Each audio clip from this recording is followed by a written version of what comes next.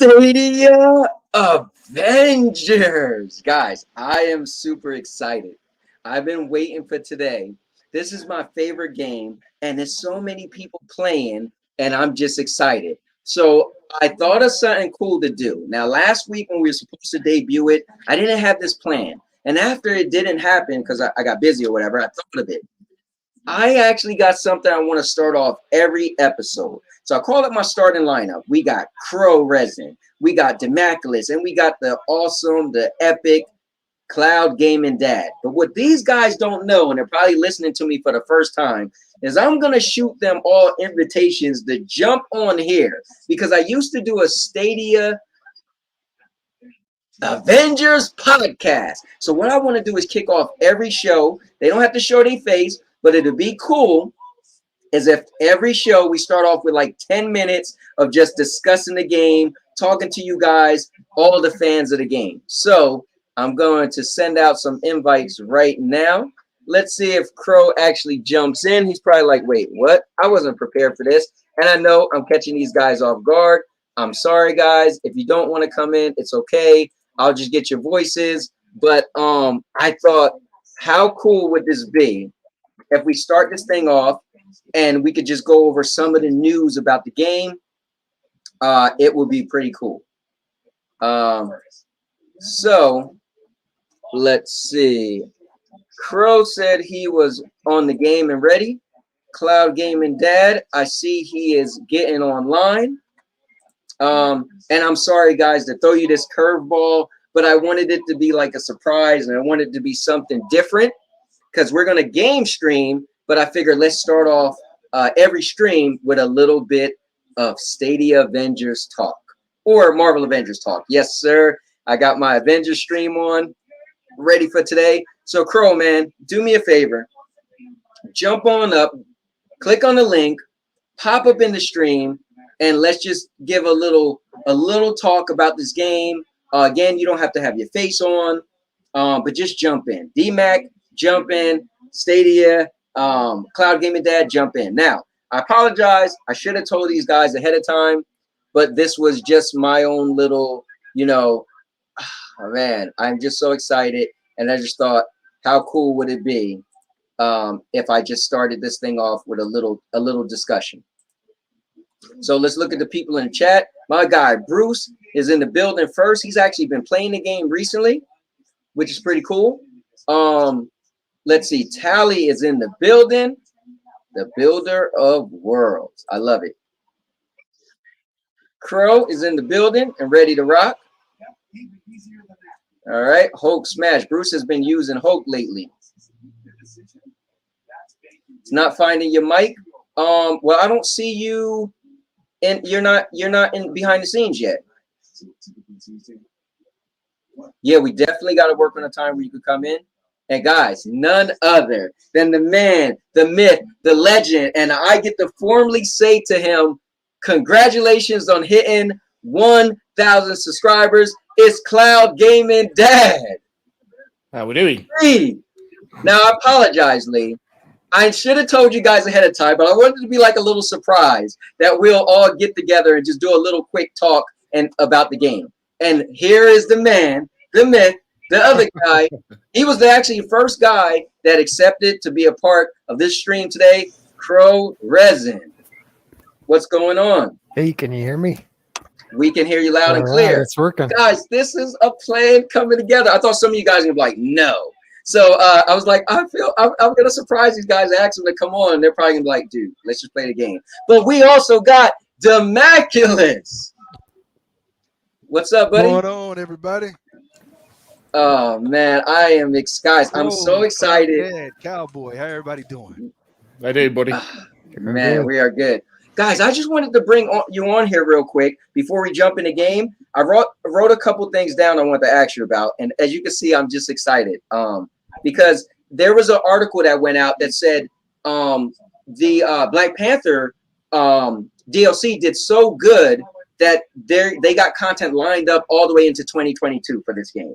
So the people that was like, oh, I don't know, it doesn't look good. Guys, we got stuff lined up until 2022. What do you guys think about that?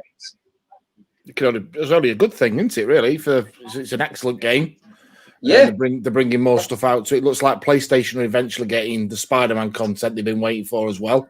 Yep. It's a shame that we're not going to get that. But, you know, we can't get everything. I'm just excited to see what they're going to bring us. Now, what I wanted to talk to you guys is, so what I'm hearing is there's 3 characters that's the speculation of the 3 next characters. The rumors is they got a good hunch that it may be either She-Hulk, War Machine, or Winter Soldier. So let me ask you guys, each of you, which one of those 3 would you want it to be? Winter Soldier for me. Yeah, Winter Soldier for me too. Okay. Yeah, I would have to go with that also. Yeah. You know what? So I'm a fan of the Hulk, and I just feel like She-Hulk might just be another Hulk, right? And I feel like War Machine might just be another Iron Man. So I think I got to go with you guys. Winter Soldier may bring something a little bit different, you know? Did you see the other news today that they're changing the power level to 175 instead of 150?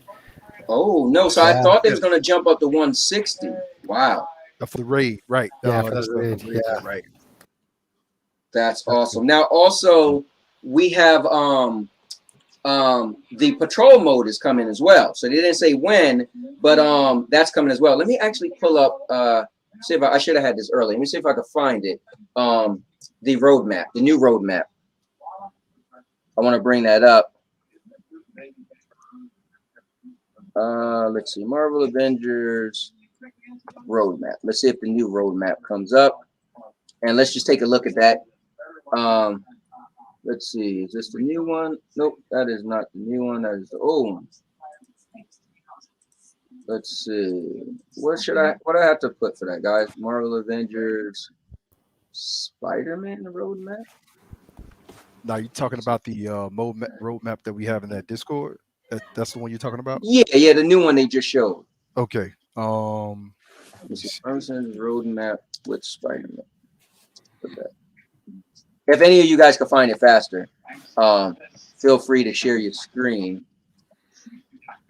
I just wanted us to speculate because it doesn't go into great detail but it shows like it did like before where it said like winter and all of that. Let me see. I can find it here. 2022. I don't know why the picture isn't. I keep seeing all the other ones. I think you're gonna have to go to Marvel Avengers State of Game update number 2. I think you got to put in State of Game. I think that's what you have to put in. State of Game. Mm-hmm. State of Game update number 2. Yes. Update 2. Let's see. Did you find the picture? I found the link that I shared with you. How do I share it in here? You could actually put it right in Okay, I see it. Yeah, the comments. Sorry about this, guys. I just wanted us to kind of pull this up and kind of go over it a little bit. Okay, here we go. Oh, yes, the same thing. Okay. So you wanted the picture? Yeah, you know how they had that one picture. Okay. Oh, you know what? Okay. I think it's on there. Yeah, pictures down at the bottom on that page. If you scroll down. Yeah, that's good enough. Kind of small, but yeah. Wait, is this the one we're looking for? Yeah, yep, it got Spidey on there. Okay, yeah, let me share my screen. Thanks a lot. I appreciate it. Lee, did you see this yet? Yeah, I've seen this one, yeah. Okay, cool. Huh? Okay. Let's see. All right, here we go. I'll make this full screen. So here's the question, guys. I think I made the wrong thing full screen. Oh, here we go. Not that big, but what do you guys think about this stuff? So they don't really say exactly when Spider-Man is coming. Not that we're gonna get Spider-Man anyway, but if you look at some of the other stuff, it looked like it's a bunch of stuff coming. They even say more heroes are coming. Mm-hmm. You're saying that you said you're talking about, hold on, it says you're talking about the Echo level. Let's see. The one of the Spider-Man where it says confront Claw in our first raid, and then yes, new enemy types, Echoes. Yep, that too. But what I was listening to, and they said, let me see. They were saying how they were gonna have more heroes in this next roadmap. But let me ask you guys this. So what do you feel about so right now I kept saying that we had a raid already, right? Which is foolish of me to think, because technically what we got isn't the raid. So what we got right now is just the family reunion thing, right? The Omega level threat. So what do you guys think we got in store for our actual legit raid? Man, I'll let you guys go first if you want. I just know it's going to be a lot harder than the current one we have, because they're increasing the power level and everything. So I think it's going to be tough. Right. Oh my goodness, man. If it's going to be a raid, you know what I'm hoping, because usually raids in the other video games, other MMOs are long, and they also have more than just your set amount of like 4 players, right? You usually have like 6. Like Destiny 8, has 6. Right. You usually have more, a lot more players in a raid, and you usually have to hit different objectives. And this is the reason why I remember, I gotta find the source, but I think the developer was trying to say something around this raid's not going to be a DPS type of raid where all your players have to be damage dealers. It's going to be a bit different. So I'm thinking it's going to be an objective type of raid where you have to hit certain objectives in order to move on to the next level. I'm very interested in what's going to happen. Think about the one we have now, though. We got to do the thing where we got to open the cages to let the guys out and stuff like that. Right. And then you got to beat that big robot. Right. But I see what you're saying, more in depth. What would you say, Lee? Now Like, you see, would you? this is where I'm quite inexperienced on the multi-side player of it. Okay. I've played all through the stories, every single one of them, and I've dipped in and out. I've dipped in and out of the multiplayer. I've played with Anthony a couple of times, and I played on my own a couple of times, but I'm not really that experienced on the multiplayer side of it. So that's why I was, that's why I was quite keen to jump in on this tonight. Okay, well, look, let's do this, guys. We got you. Instead of we try to do something crazy hard, right? For Lee, did you ever do the Cosmic Cube yet? Nope. Oh, guys, let's do that. Let's start off and do the Cosmic Cube. I know Lee has a certain time limit, but let's do the Cosmic Cube. Just want to answer Collins.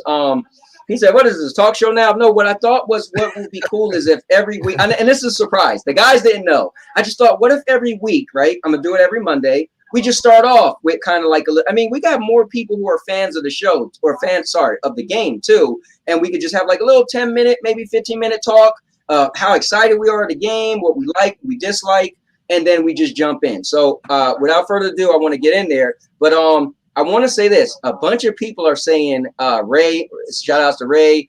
Some people are saying Doctor Strange would be cool to come next. So besides the three people I asked you guys about, Crow, if you could pick any Marvel character, who would you want to see in next?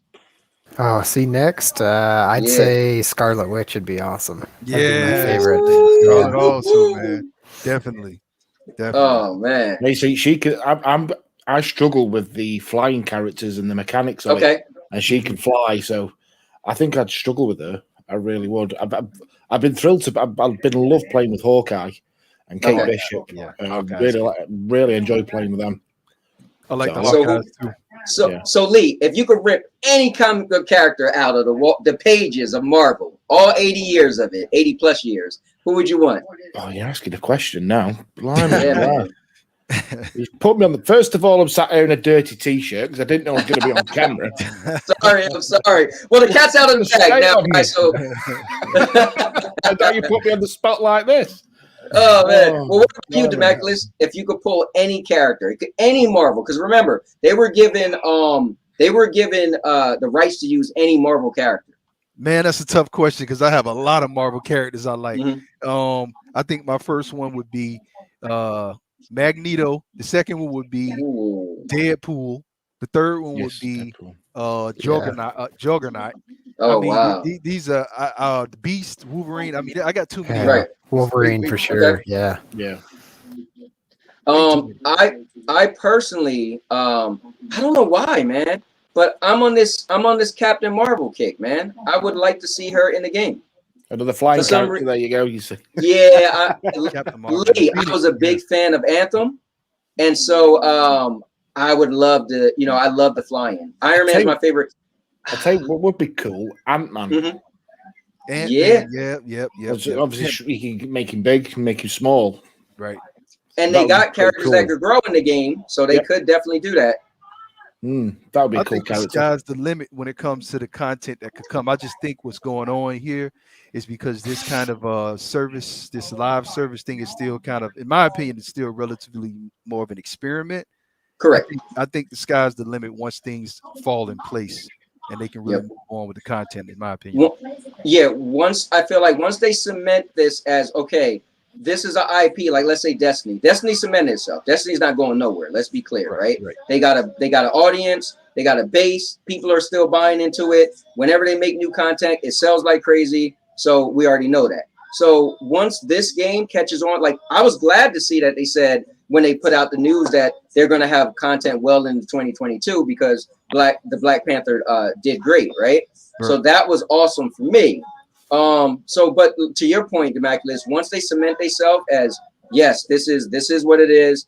People love Marvel Avengers. It's an MMO that keeps on going. I think we're gonna have something great on our hands. I think if they're gonna keep going into it and putting money into it like this, cross-play should be an option. Yes. Down the line, I think. Yes. Especially for us guys over on Stadia. Right. Crossplay always helps.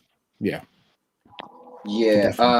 Honestly, I was playing earlier with guys on Destiny, and it was just cool seamlessly. I'm playing with Xbox and PlayStation guys, and we was having like the battle of the consoles. So me and Foremost Gaming went against So they had a PlayStation guy and an Xbox guy, and a Team Stadia versus them, and it was just cool to be able to do that. So crossplay would be amazing. Yeah, definitely.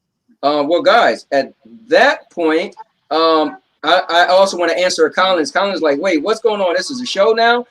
It's not, but I thought, how cool would it be if we started off and we just had kind of like a little talk about the game. So, spend 10 to 15 minutes, but that's pretty much all I got to say, unless you guys want to add anything else. However, I am sending you guys invites into the game right now as we speak. Let's see, CloudGamingDad, I don't see you for some reason.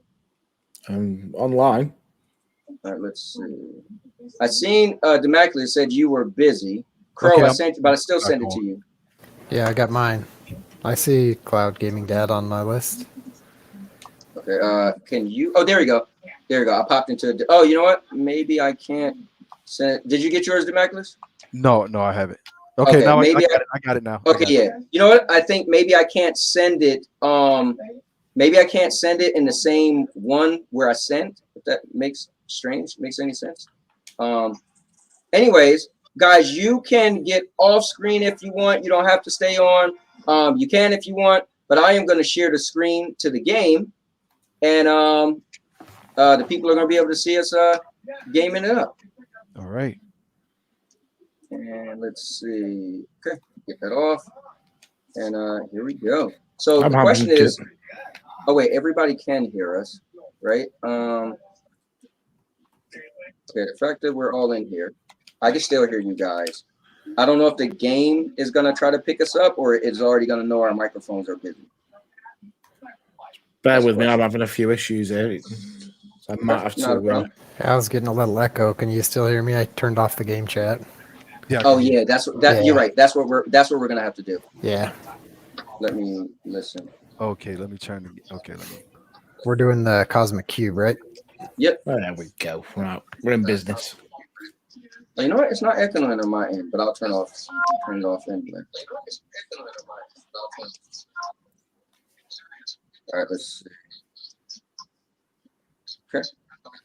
All right, everything sounds good. All right. I got Crow in. I think I'm waiting for you guys to come in, and then we can do it. All right. I still got the chat up in front of me, guys. So chat away. I will definitely be looking at your chats and reading them out, as many as I can. I'll probably just skip over Ray's.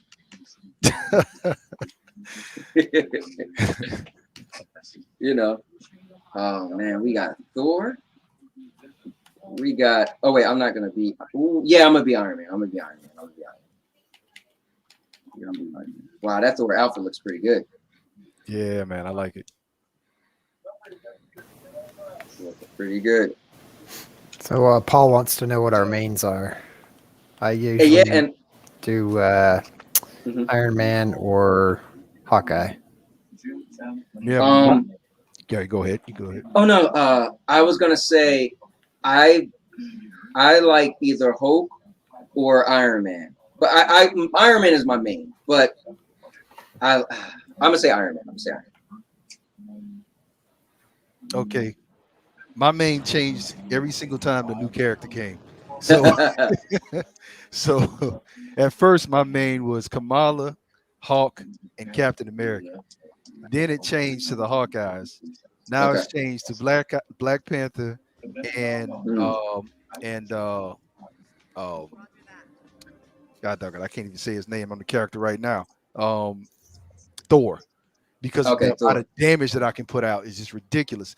I mean, my main switches around because I like all of the characters. So it's just, I don't know. I main everybody, I guess. Well, I'm gonna get a new outfit for this mission. I gotta roll the dice every time I play the game to see who I want to play with. That's cool though, man. Oh, I'm using South Korea. Heavy duty. All right, guys, make sure you grab your daily, not your dailies, but your bounties. Now, if they put Wolverine in this game, I'm just letting you know everybody has to go to the side. That'll be my main. That'll be my main. Oh man, you know what's crazy though? I feel like because Sony's coming out with a Wolverine game, I almost feel like they probably would say, hey, don't put, because I also heard that they didn't want to announce Spider-Man coming to Marvel Avengers on the Sony press conference, which you would think it's only going to be a Sony, but they didn't want it to take any of the spotlight of them announcing Spider-Man Part 2. So I wonder if they would say, hey, we wouldn't throw Wolverine in just yet unless they brought it out before the Wolverine game came out. What do you guys think about that? I hope they don't do that. I mean, I understand Sony's trying to do what they can as a business, but I really hope they don't, you know, if Wolverine comes, I would really like it to come to all platforms, because I understand why they did what they did with Spider-Man. And it's not a move that everybody that is very popular, but I look at it a little different. I wouldn't ask, why isn't Spider-Man coming to our platform? I would ask, why isn't Microsoft opening their pocket and getting a character too? Well, I think the answer to the question is Sony technically owns rights to Spider-Man. Yeah, I know they own the rights to Spider-Man, and they didn't have to. They didn't have to go to them and do that. But what I'm saying is, because Sony didn't have to do that, they didn't have to hold down Spider-Man like that. They're obviously doing it for strategic purposes. Yeah. They didn't have to, but you know what I'm saying? They're doing it because they want you to come to their platform. My thing is, why can't it be like the game back in the fighting game back in the day? Everybody had one. Yep.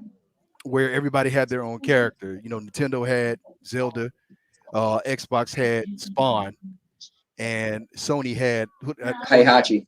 Right. Heihachi. So get everybody so Sony opens their pocket, you know, Microsoft can open their pocket too. So I'm asking, hey, you know, they got Spider-Man. Microsoft, can you go to them and get a character? Microsoft doesn't want to do it, so hey, all right, you're not gonna have a character. So then what about Google? Yeah, that's what I'm saying. It becomes a who can get what character to the platform. And I just don't like that, man. I just wish he was on every platform. I would like everybody. I got you. With it. But you know, I understand it's a business move. It sucks. Now, let me ask you real quick. Did all of you guys grab your bounties? Yeah. Okay, cool. Everybody's good? All good. All right, cool. All right, I'm gonna start it up. Guys, we are about to do the Cosmic Cube, or they call it Defeating the Odds, I think is the name of the mission. Beating the Odds.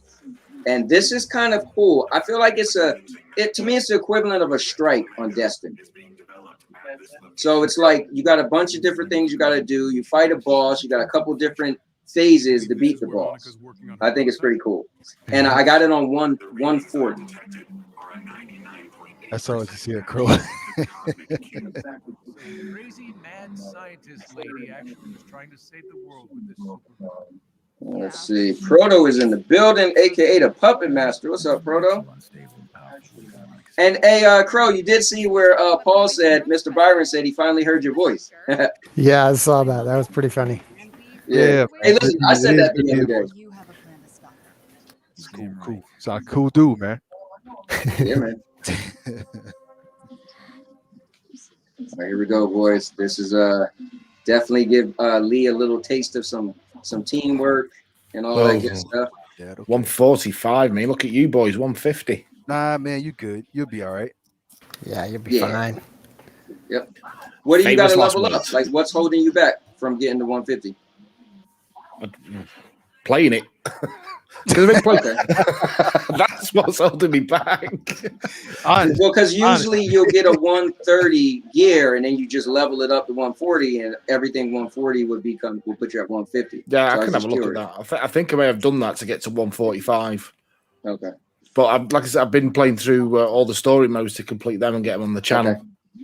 Oh yeah, man, it's been awesome. You've been putting out some great content on there. Yeah, so they're all on there now from the start to the finish, from the original story to Hawkeye to Kate Bishop. To Kate Bishop to Hawkeye to Black Panther. They're all on there start to end. So that is awesome. So now you're gonna get some multiplayer. Well, you had multiplayer on there before also. Yeah, cool. There's some multiplayer on the channel as well. Mm-hmm. Yeah, because I played with you the one time. All right, guys, let's do this. Proto said he doesn't think Google needs to buy a character. Yeah, I agree with him. I think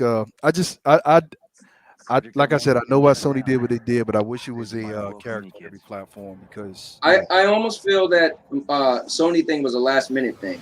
That they probably was like, you know what? We just want Spider-Man. You know. Yeah. But it does. What I would like though is if the day they get Spider-Man, everybody else gets somebody. So they will get 2 characters and everybody else get 1. I think that might be fair. But yeah. You know, hopefully the raid will be the big player in this whole thing instead of Spider-Man. Maybe. And now my question is, are they gonna have Spider-Man stage or just the character? They're gonna have to do a story for him, aren't they? Surely. Yeah. I guess they would have to. God, that's gonna. Yeah, I mean, that would be a good look for Sony players to have a whole Spider-Man, story mission. I'm going straight to the end too, guys. Oh, you going straight to the objective? Yeah. Okay. All right. Let's just do that. Because I know Lee said he got you got about an hour and a half, correct? Yeah, guys. Okay. It's 11 o'clock where he lived at. So yeah, that's right. You're in the UK, right? So let's knock this thing out. Again, thank you, Lee, for jumping on, knowing what time it is for you. No problem. It's just I've got to be up early for work, so it's okay. Yeah, I was so excited when you was like, "Hey, I'll join." I was like, "Oh my god!" I just love playing it at the moment. It's my go-to. Oh, this is your go-to game? Yeah, when I'm not streaming or doing anything else, yeah. Oh, I just love jumping on it and giving it a go. Okay. All right, you see these rockets? Oh man, let's go.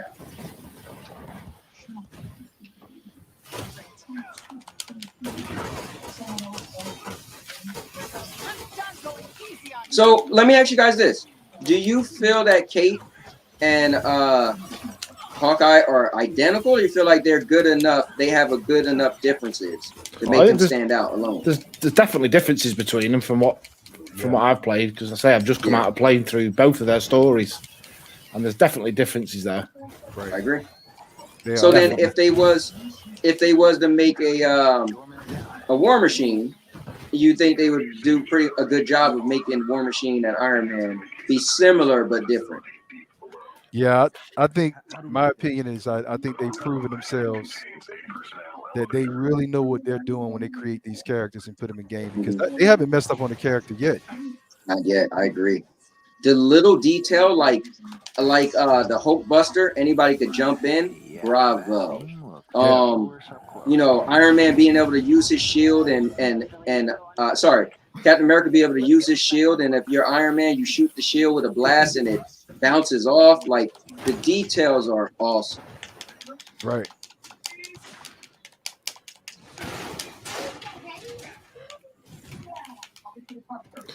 Doing well. I've not died yet.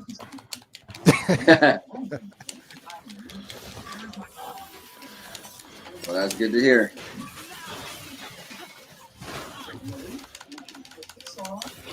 Oh man, we're good stuff, guys. Tearing stuff up. Good stuff.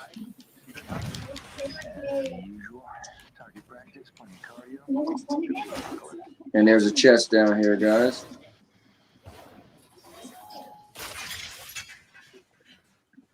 I'm just in love with this game. I just love third-person games, and I love superpowers, and I love. I'm a multiplayer sucker. Like, if you add multiplayer, chances are I'll buy the game. You'll get me more inclined to buy it. Right. It has multiplayer. Like, I'm even thinking about buying Young Souls. I watched Brian from Nerf Report interview the developers, and somebody else said, "Dude, you and your wife would love it. It's so much fun to play with a spouse or somebody." And I watched his video, and I was like, "Man, I think I might buy that game." Maybe I'll see if it goes on sale at some point. It's $25 right now. But I'll pick that up. I picked that up as well, but I've not had a chance to play through it. Guys, I was watching a pro game one day, probably. Yeah, that's probably. Yeah, probably. But the fact that it's 25, well, yeah, I guess it does. Yeah, If I buy it, it's guaranteed it'll be a pro game because that happens every time. That's what happens, right? You see, I've been using the 2-hour window to my advantage just of late. Last week I bought Dartwood, and what else did I buy? Oh! We got a loot goblin. Nice. Is he down there? I'm glad you call them loot goblins too, because that's what I call them. That's what. Yeah. All right, let's get him, guys. Let's get him. Oh, he tried to fight back. Sorry for cutting you off. What would you say? I bought Darkwood, streamed it, and then refunded it. Did a first look on it. Nice. Now, how was it though? Because it does intrigue me. It's good. Top down. It's good, but at the moment, for that price, I can see it coming to Stadia Pro at some point or other. So I refunded it, and once it comes to Pro again, I'll carry on where I left off. Nice. How much is it? $11.99 UK. Oh, okay. Damn, that's it. The other one was Hellpoint as well. I bought that. Now stream that. Wow, tough.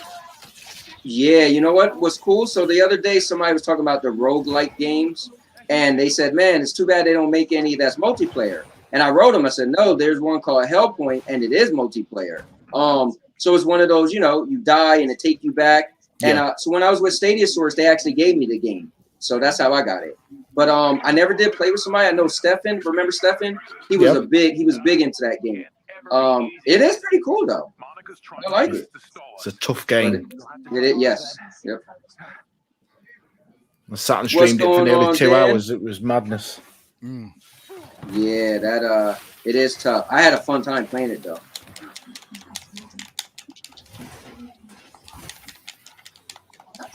My guy Just Dan, or now known as Dan was here. Which is cool.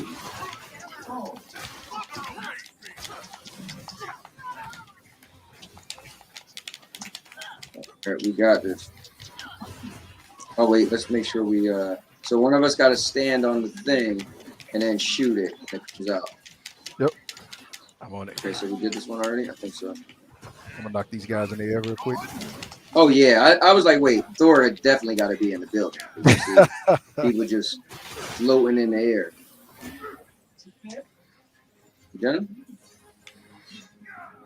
Yeah, Thor and Black Panther. I'm at this juncture. Not my main. That'll change next week probably. Well, hold up. Paul said I'm waiting for my copy of Deathloop to unlock. That does look pretty cool.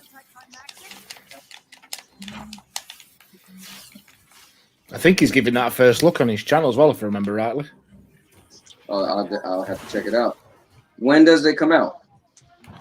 I would presume midnight UK time. It's tonight. In an hour or so, yeah, I would think. Cool. Paul will confirm it. But yeah, I think he's doing a first look. I don't know when, so I won't say when, but I think it is. Oh, you put the hammer. Yeah, wow. So y'all can get him on pit, so y'all can beat him up. Yeah. Now on my screen, it's a little choppy. Is it choppy on you guys is watching? No, I mean, is it because of maybe it's the browser? Are you playing on a Chromecast or are you playing on the Chrome? No, I'm playing on the browser. Okay. No, I mean it's choppy on my phone. I'm also watching it on my phone. On your phone? So do you mean the stream? Is the stream choppy? Yeah. Yeah, it looks choppy on YouTube. Yeah. Okay. Okay. I see what you're saying. I wonder why. Probably need to reset it or something. I wonder. Because usually OBS would act crazy, but well, you know what? I don't stream that much games on StreamYards. I usually just do shows on StreamYards. Usually go perfect, but I never really. Oh, maybe it has to do with.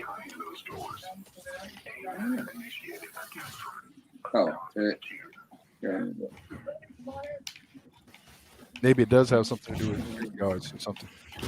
Yeah, maybe StreamYards is hard for them to handle, like 4 of us on the screen and gameplay. Well, you guys still get to hear our lovely voices. And lucky them. Yeah, right? Listen, they get to hear Crow's voice. Come on. That's right. The unveiling of Crow. I've got to give CrowRezin his due. He spends he's been putting up a lot of time with my wife, just like bless him, playing Red Dead Redemption online. Oh, you guys play Red Dead Redemption? Yeah, that's a fun game. Yeah, Emma does, my wife, and Crow. Yeah, I used to, but not as much as I used to. Yeah, did the 24-hour stream kind of... Well, you're still playing it after the 24-hour stream. Yeah, I still dip in and out of it. Yeah, definitely. But not as much as Emma. So I think I've got about 511 hours on it at the moment. So now this part, Lee, we have to all stand on one of those bases, right? Yeah, that's so we stand on it. Yeah. I've just done D. And those guys are gonna try to come and get it. I'm gonna take this guy. A. Got him. All right. I'll fly over to E. Do some damage with this guy here. Oh, he jumped right out. Oh, right when I was doing my special. This guy's slick. Came right back. Get out of here, man. He's down. Yeah, looking good. 54%. Oh, I gotta change that. Hold on, I gotta change this. You know what? Maybe I have a bunch of stuff still open now. That might be an issue too. I still have that one thing open. I got another thing open. Yeah, I had a bunch of things open on my screen. That's probably why. If you have a bunch of browsers and things like that. Yeah, I had when I was looking for the those pictures. I still had those open on the screen. All right, now this part we gotta break these things, right? Yep. After we have to go through the different alphabets. All right, I'm taking on the things that's flying and shooting us in the air. All right, cannon. I'm gonna take Charlie. I've got Alpha. Okay. Oh, I'm getting beat up. Taking on the little guys that's up in the air shooting us. Okay. I get Delta. Okay. Got it. I think we're good to go. We can break everything now.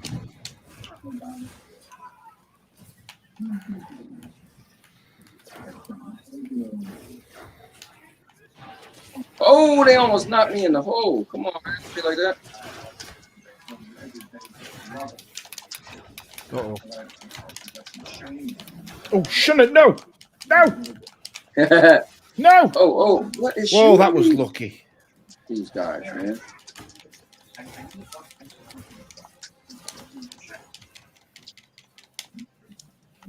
How did I knock off of that? No. Uh-oh.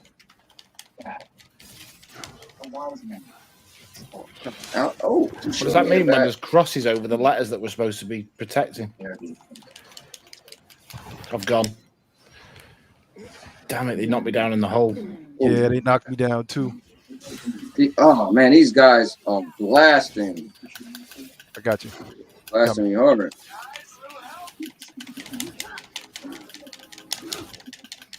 Thank you. Dan said he saw the announcement trailer for Deathloop. Yeah, it looks interesting. Yeah, I'm down. Now, what is it? A first-person shooter, right? I'll get you. I think it is.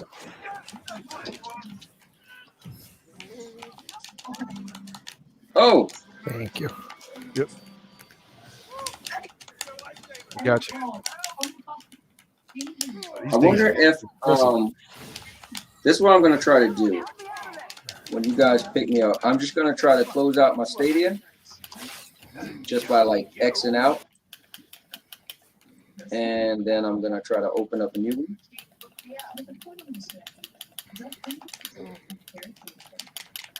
This is pretty cool that I could do that.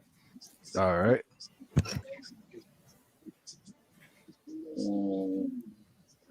Watch this guy. I'm going to throw my hammer at that and try to get it. Okay, they just shoot and take this out now. Take it. All right. Got one in. Got the other one. Okay. That's one reason I like Thor is how his attack spread so Yeah. There we go. So this is pretty cool. I was able to just jump, close Stadia, jump back in. I want to see if that was going to make a difference. Doesn't look like it. So that's the cosmic cube at the end of the. Yeah. Right. Yep. Right. It's all making sense now. Might be worse. So here's the thing: we got to beat her clones. And as soon as we beat the clones, we got to do as much damage as we can to her. She's going to be in the bubble. The bubble's going to break, and then we just got to like hit her as hard as we can. This woman's an absolute crackpot, isn't she? She's an idiot. Oh yeah. Yes, she is. Oh. Okay, she didn't explode that time. Good. Yeah, so what would happen sometimes, Lee, is she would just do like this big mega blast, and then it would just kill us all. Right. Well, that's a bit unfair. If I can time my bag of tricks just right, I can usually get her before she explodes. So. Yeah, the bag of tricks is real powerful. I remember the first time I fought her, I just could not beat her, man. Like, dude, I can't beat her. Didn't time it right. There we go. That again. There we go. All right. Nice. All right. So now, what's bag of tricks? That's where you push the Y button 4 times. Like hold it down, then push it 3 times. Mm-hmm. All right, where is she? There she goes. So I have those heat-seeking arrows. That's the bag of tricks. Oh.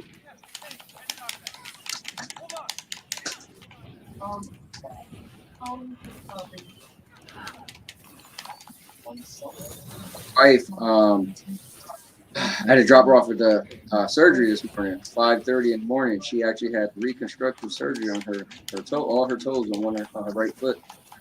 Everything come out all right? Yeah. She's walking around in crutches right now, and I just had to go get her prescription for her pain medication. So we'll see. She can't walk for 6 weeks. Oh, that's rough. Who are we talking about? Wow. My wife. Wow. Oh, your wife, Sandy. Yeah. Yeah, you know her as Sandy.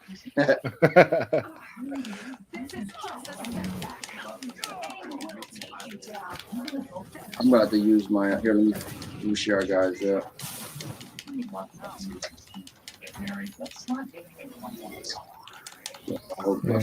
It's a healing bubble. What happened? No, I just all of a sudden I got pulled out the Hulkbuster. What?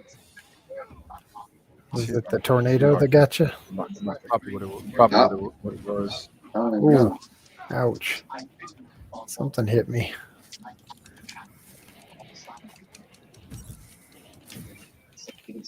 Got her. This sucks. I wanted to have people in the little boxes and talk. I might just have to scrap that and just have us talking through Stadia and just use OBS. Proto P's going to laugh at me now because I keep banging on about this, but I've been using Opera GX as a browser to stream Stadia and stuff, and it's been absolutely flawless. Oh, cool. What is it? What's that? Just a browser GX called Opera GX. It's not very resource heavy like Chrome. Okay. And it's got some nice little features as well for multitasking. Good stuff. Woo. Yeah, Opera GT. That's a good gaming browser. Stadia. Am I echoing to everybody else? Yeah. Am I echoing too? It might be me because I jumped out, and so my game chat came back. Okay. No, I didn't hear you echo, Crow. Okay. Again, I apologize, guys, for the stream. I didn't know. I didn't know it's moving a little bit faster. I like that skin. Yeah, I can't remember if I paid for that one or where I got that one. Yeah. It's a cool skin, man. Yeah, that's pretty cool.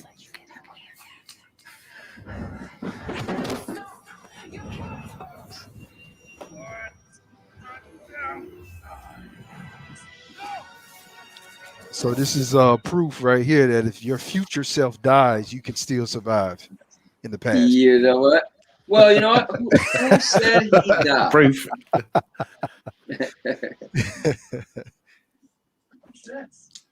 That made absolutely no sense what I said, but I just had to say it. No, you know what? They usually say that though.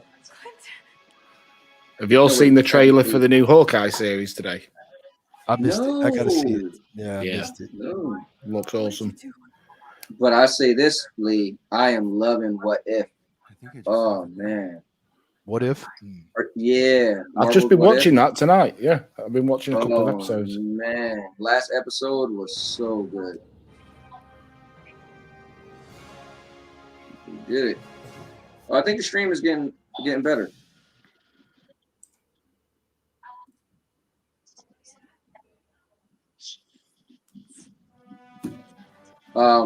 Dan said new Hawkeye series has Die Hard vibe. Kate Bishop in it as well.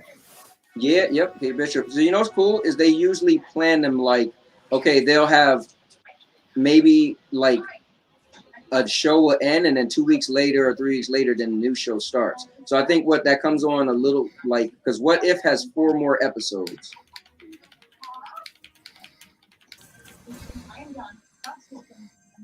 That was pretty cool, guys. So Lee, so there you go. So that was the Cosmic Cube.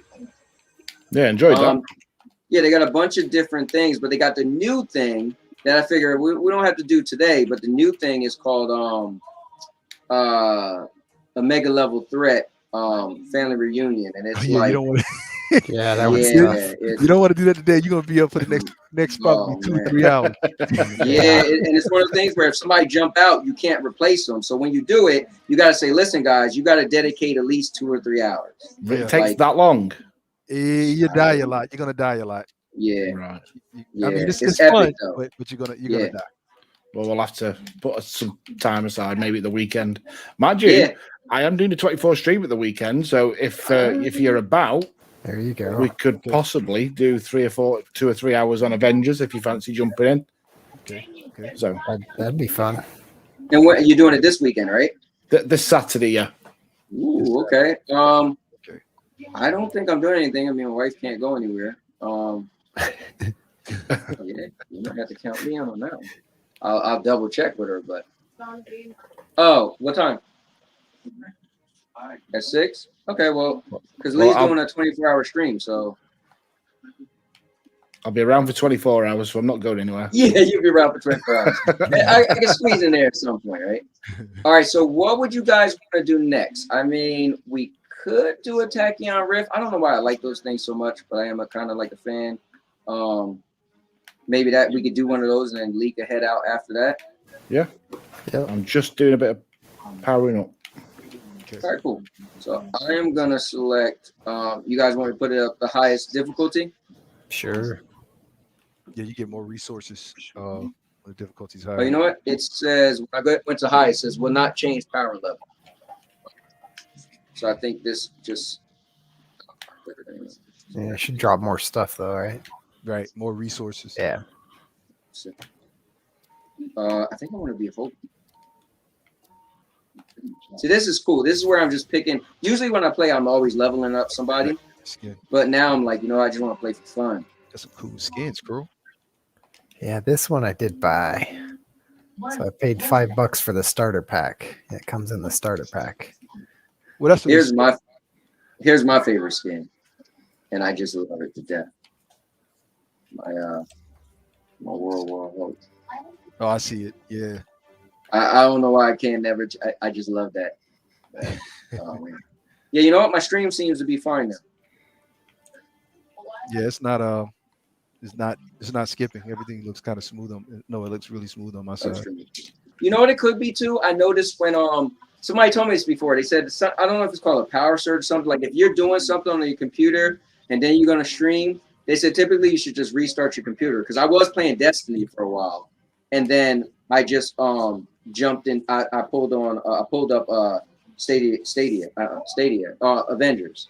So maybe I noticed that too. Like if I'm OBS and I had a bad stream, I literally, because I was doing stuff prior, like I noticed I'll just shut down my computer, restart, and then it'll just run smooth. So I don't know. Oh man, I didn't change my character. I forgot. I was going to change the cap. Can I quit? No. It's fine. I'll play the store again. I enjoy playing the store. What build do you use for cap? I'm trying to have build more of a range cap where I do a lot of cryo. Right now I'm doing PIM range damage. Oh, nice. But I do Vibranium with his signature. So every time I do a signature moves and power moves, I have a Vibranium status effect. And I do the PIM status effect with my range attack, so I can shrink them, just blow them up. I want to change it to a cryo so I can freeze them and then do vibranium on them. You know what I mean? Yeah. See, Lee, these guys, you hear them? They're advanced. See, I just play and beat things up. They're like, oh, what build you use, and I do this and that. I gotta get with them one day. See, that's how I used to be in Destiny, and I was like, all right, I don't want to get that crazy. Yeah. What's your go ahead. I'm sorry. Oh, but Lee, so did you do this before? Do you know what's going on with the? Yeah. Go through, collect time. All right, cool. All right. Yeah, this is important because when it comes to the Omega level threat, this is going to be a main thing right here. Is to keep the time up. But what's your major build? Crow. One of your my major what? Your build. Do you have a build for cap too? Yeah, so I do the Brooklyn Brawler build. That one's really fun. You just stack the heroic regen, and you just keep hitting that heroic over and over. That's beautiful. A lot of fun, but it's hard if you mess up and lose your heroic because you do no damage at all. Right. All right, so where do you guys find these builds? Like how to do them? YouTube's got some. I have a link actually, with image of what they call the battery effect. I can show you, but it's called the battery effect. Basically, there's the status damage that you do in the game. Yeah. There's cold, and then there's heat effects, what they call battery, positive and negative. Damn. Gotcha. This guy's tore me up. Yeah, I just recently came across that same image and learned a lot about stacking the builds, and I haven't tried that yet, but I gotta look that up. So now you know what I mean. So that's what I'm doing. I'm making battery. Basically, when you have a battery effect, Cowboy, basically what goes on here is you melt the character's health down a lot faster because you have two of the opposite status effects going on at the same time. You gotta send me that picture. Yep, I will. Reminds me of Destiny all over again. I think what's cool about this game is it could be real linear. You just play beat up characters, as I kind of do. But then you could get deep and get your builds and all that stuff. Like I always tell people, it's pretty basic until you start getting 130 drops. Then the game changes. That's usually why when people play Omega level threats, they like to have somebody in it that does cryo damage, because if you do cryo damage, you can slow the enemy down, and you can also kind of prevent them from using their defenses. Yeah.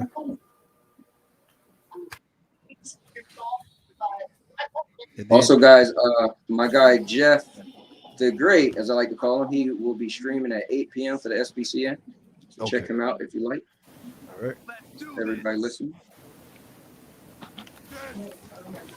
Is he the only one streaming tonight? No, Jeff is streaming at 8. Hold on. You would think I would memorize this. Ray Sherrod. Ray is at 1 a.m. Yeah, Ray is at 1 a.m. So Stadia Pro is at 1 p.m. today. Alex is he's been real busy, so he told me he'll let me know. But he usually does 2 p.m. Jeff will do 8 p.m. and this is all Eastern. Claw for Slayer Trolls. He is the Hold on, who started? Oh, he started first, and then Dan started. So Slayer Trolls is tonight at 10 p.m. Eastern, and then Ray at 1.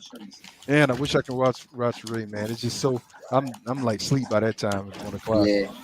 You know what's funny? I catch a lot of Ray stuff. I sleep pretty late. So usually Ray on a Monday would be like the last thing I'll see. Sometimes I can make it all the way through his stream, or sometimes I'm like, all right, sleep. But yeah, it's 1 in the morning at my time. But it's not too bad for me. I start acting like an old man when it comes around like 10 o'clock. That's my eyes start getting okay. late. Yeah, I'm still a late nighter. I need to get my late night self back. Put down. Okay. These guys. I got you. Somebody got you? Yeah, I got him. Okay. Wakanda forever. Wait. So all of you guys haven't watched the what ifs? I've watched the first and the Yeah, I last saw the episode. first one. Yeah. Boy, I'm saving them. they did good. That's good. That's good. Yeah, we did a Big Mike Little Ant channel. We did what we're doing is we reviewed the episodes 1 and 2. Then we just reviewed episodes 3, 4, and 5. And then next week we'll do the next 2 and then we do the next 2. God bless you.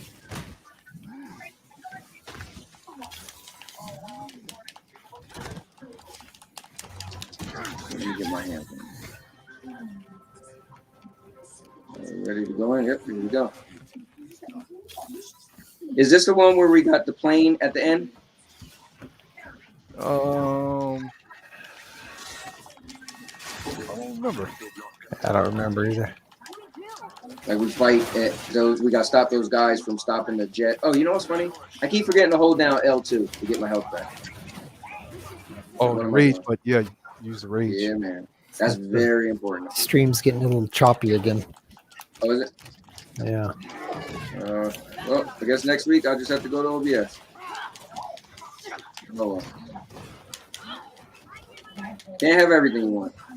Unless I'll just test it. It could just be me needing to restart my computer. So I'll find out next week. All right, got time. It will kind of suck if StreamYards can't handle this.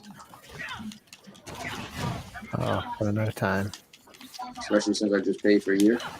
But again, I do use it mainly for like talking shows. So. We just ganged up at first. Running out of time. Anybody got some time bubbles? Oh snap! Oh, wasn't paying attention. One up there. Good. All right, Good luck. Grab some out here. All right. Thanks for acknowledging that. I completely forgot about that. Done that. Got a bunch. Okay. Hey, little That dude. should help. Move. All right. All right. Cool. Oh, I went right underneath it trying to get time. You know what's weird? My wife and I. Let me think. I don't know. We streamed through. Yeah, we streamed. Little Night. Did we stream Little Nightmares using StreamYards? Remember? It was fun. Maybe you know what? Maybe it could be it's having issues with all 4 of us. I'm gonna say it's good. I needed to restart. Oh look, it looked like it's working now. Look like it's just going in and out. Yeah. Like I said, you guys get to hear our sweet voices. The sweet voice of Crook. Putting you on the spot, Crow. That's right. That should be good enough for the people. Oh, really? I'm shocked that you going longer than they told you to take your pain medication. Just hang in there, I guess.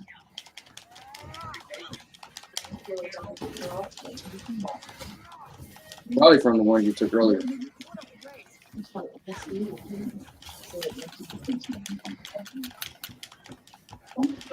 think it's a mix of two. Wait, I'll take anything long. The mix is 2 plugins for 6 months. Start moving. Are we open? Yep, there we go. Yep. Dan, I said your name because I was telling people that you were the most recent person to join the SPCN. I couldn't remember if it was you or Claw, Slayer Troll.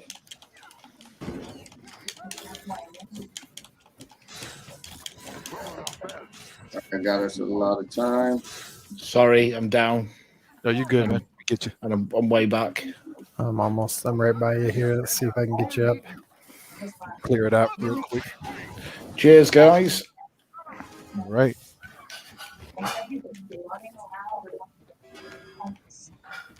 Man, this is cool for me. The first Marvel Mondays got a good group of guys, man. We try. You guys missed the chest up here.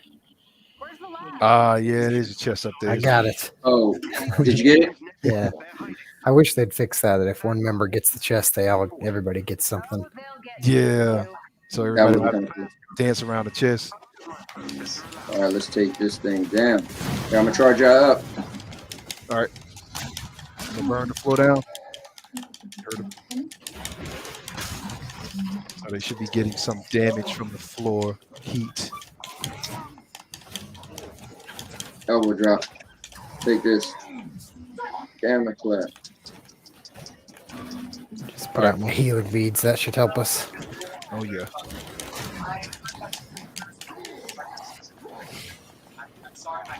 Elbow drop.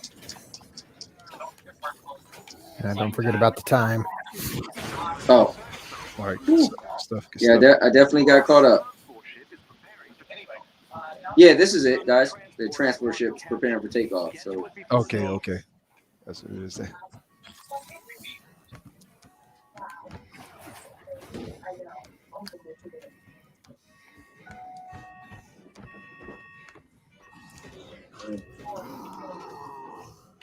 All right, guys, we gotta make sure this ship takes off.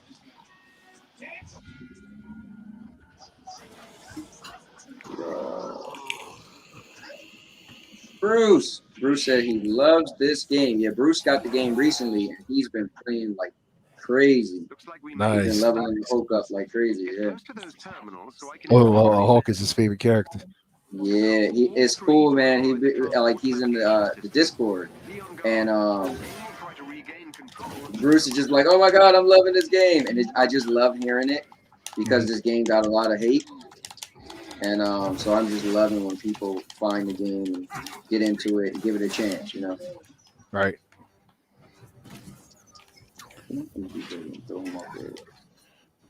19 seconds.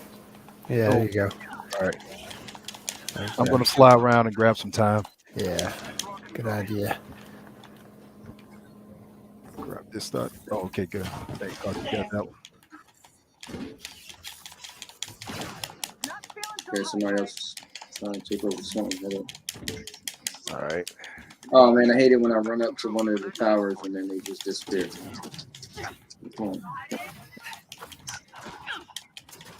Got 30%.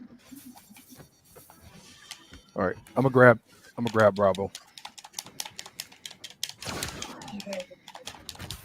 I'm down at I think.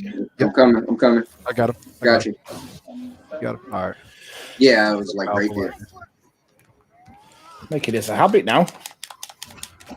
Hey, I died like so many times in the beginning of this. Nah, that's good, man. Yeah. 67%.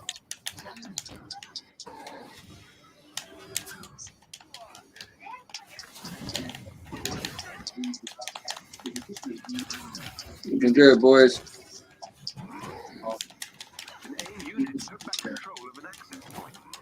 That's Bravo. Okay. I'm getting time.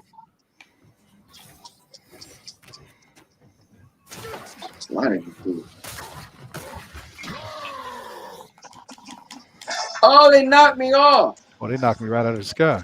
Right when I was getting time.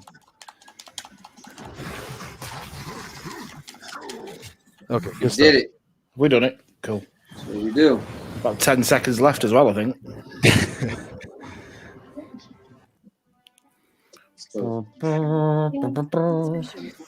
Yeah, buddy. For those strange disruptions you've been experiencing, almost like a global shock. All right, guys. If you themselves are disoriented for now. maybe we could do one more thing and I'll call it. I don't want to drag this thing out. All right. It's kind of cool because in this area, like, I know Clive streams at 5. But I feel like when I look at the schedule, there's not much going on around this time.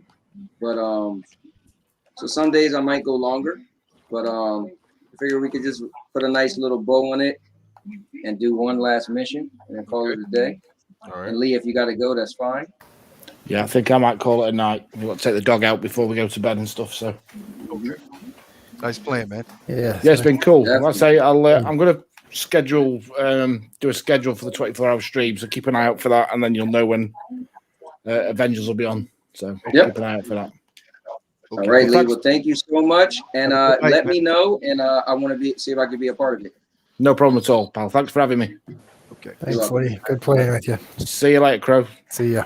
Peace. See you later, guys. Bye-bye. All right. Bye. Is my mic on in the game? No, I'm still in the game. No, I said, is my mic on in the game? I saw it going. Hold on, let me make sure. Oh yeah. Yeah, I don't hear it echoing, but I had my mic turned off anyway. Oh, but I see what you're saying. If it's on. All right, guys, we're gonna do one more mission. If there's anybody in the chat that want to jump in here and take that 4th slot, you are welcome to. Just let me know. I'm looking at the comments right now as we speak. And let's see. Dan just said, "See you, Lee," and boss said, "Take care." Yeah, if one of you guys want to jump in, let me know. Oh man, my guy Colin said, "Invite me." Oh yeah, you know it. Colin, you know it. All right, so what mission should you know? What? I'll do this. I'll take us back to I'll take us back to go to Wakanda. Oh, maybe we should end this off with a Wakanda mission. I feel like I don't even play that much Wakanda stuff. They usually have drop zones, a lot of drop zones in Wakanda. Okay. We got to do something longer than drop. Yeah. So let me take us to Wakanda, and then when we get there, I'll send an invite. Get our guy Colin. Yeah. Also, guys, on the Stadia Avengers channel, I have a bunch of people content on there. So random people check out that channel just to find stuff to watch on Stadia Avengers or Marvel Avengers on Stadia. And Collins has a playlist. So I seen he was streaming the other day. I grabbed the link, threw it on there. So when people go by, they see like different people and be like, "Oh wow, look, it's this person, that person." Okay. In fact, I will show that real quick while we waiting to get Colin in there. I'll be a second, guys. Okay, not a problem. Let me do this too.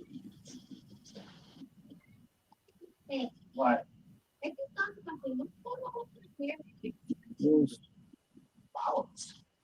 Emperor is in the building. Shoot the Emperor a link if he chooses to run in. And let me get him in this way as well. There we go. All right. While DMAC does that, I am going to do this.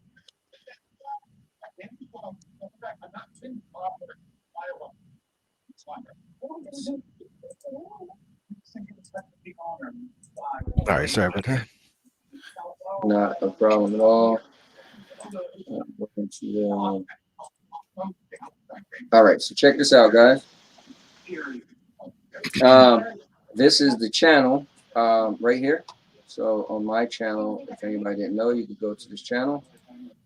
And we got the 2 podcasts we did. we got right here is my playlist, so all-purpose champ, and then you see any content I ever did for Stadia Avengers. Oh, okay, I see. Okay. There we go, guys. We got Collins up in the building. All right, Collins, what's going on? Up, Collins? And because Collins does frequent streams with Avengers, I made sure he was the second person. So you guys see here, even his recent stream he just did 3 days ago is here. And so you could see all of his content. So it's just pretty much free advertisement. I got Ray, streams he did, Spectre. Serious echo. Vet. Oh, probably. It's probably me. My bad. Hold on. Oh, okay. Oh yeah, because you didn't. Yeah, just go and turn your chat off on the game. That's all. But yeah, guys. So if you ever want more content and see people streaming and stuff, if you're a fan of this game, definitely check out. Now, what I would love, D-Mac, is if one day maybe you could do some build tutorials or something. You and Chris. Yeah, that'd be good. Oh, I'm still learning how it all works. So yeah. Well, even if you did a quick break, you know how you guys broke down your characters earlier, like, oh, I do the Captain America, blah blah blah, and what it does. That would be kind of cool, like a 3-minute video or something like that. Let me see. Probably doing your channel. Let me send you a the thing. What I was talking about. Yeah. Yeah, I think I found it on Twitter. If it's the same one, I'm guessing it is. Yes, the battery effect. Yeah. Mm-hmm. Lists all the. Where are you gonna send it? Effects in the chat like earlier. Yes. Okay. Hold on, guys. We are dance to the storyline. Oh, Avengers disassembled. Let's see. Avengers unassembled. What was that? Avengers unassembled. Avengers disassembled. Dance to the storyline was brutal. So yeah, guys, check this out. You got it? I'm back. What's going on, Crow? He is back. What's going on? So, Collins. Dave Collins, man. What's going on? Collins, I got some questions for you, man. That's good. What's up? So if the next character is either She-Hulk, War Machine, or Winter Soldier, which one would you personally want it to be? Out of that, probably Winter Soldier. Okay, we all agree with that. Now, if you could pull any Marvel character out of the pages of Marvel to be the next character coming to this game, who do you want to be? Nightcrawler. Ooh, Nightcrawler. Wow. Okay. Yeah, that would be awesome. There's so many Marvel. There's so many of them. Wow. And you know what's cool is I said that when my friends asked me what power would I want, I chose Nightcrawlers. Like realistically, Colossus is my favorite X-Men, right? I love that he turned to steel. But dude, if I could go on my lunch break and go to like Tahiti for my 45 minutes and then come back on time, how cool would that be, right? You know, just be Nightcrawler and just bang. Am I in your all game? Because it loaded and everything. I'm in Wakanda. I just don't see nobody. Let me see. I didn't even start the game. Yeah, you are. Put the image I was talking about in the StreamYard. Okay, let's take a look at that, and then let me read what. That's the same one that D-Mac's talking about. I think it is the status effects. Oh yeah. And let me see this. Dan said, "Avengers Disassemble is where the Avengers broke up after the Scarlet Witch went mental and murdered a bunch of Avengers and blew up Avengers Mansion." Now, what is that? A comic book? Or is it Okay, so let's take a look at that this. second one's actually better. It's the updated one with the battery effect on there. Yeah, the first one's the one I saw, but I think that second one's the one that D-Mac's talking about. Let's take a look. Take a look at this, guys. It's a lot more detailed. That one is. That's nice.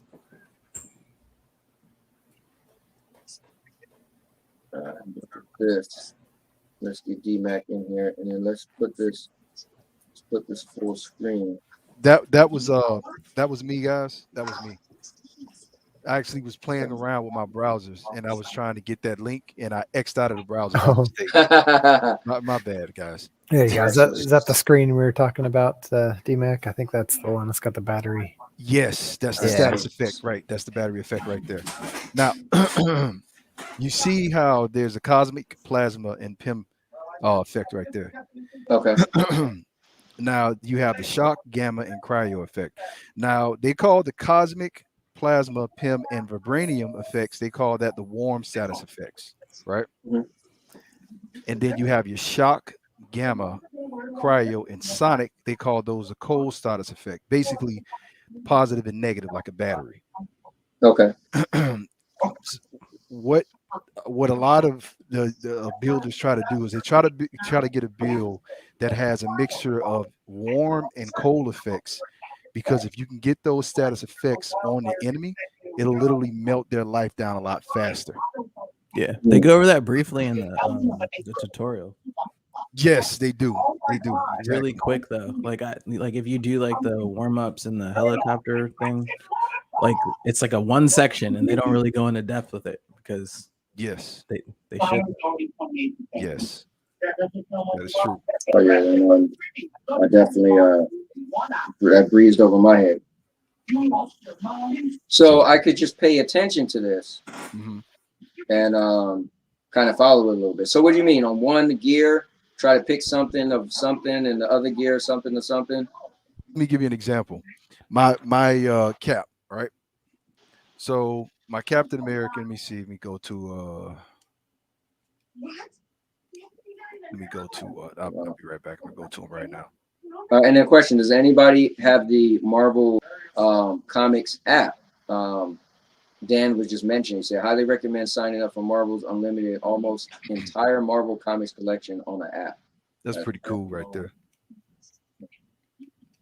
And CloudGamingDad said, thanks for having me, guys. You know it, man. Right. Okay, I'm giving you an example. My Captain America. See, okay. So my Captain America, his signature moves, every time I do his signature move and I do power attacks, I let off vibranium. Once that vibranium bar builds over the enemy's head to full status, the effects that you read right there, what vibranium does, once it's at full status, that's what happens to him, right? But at the same time, this is what I'm trying to work on. My Captain American shield does cosmic damage. I want his shield to do cryo damage, because if I can get his shield to do cryo damage and then do on top of that do vibranium damage, then I have a battery effect. Once I have that battery effect, I'm going to melt him.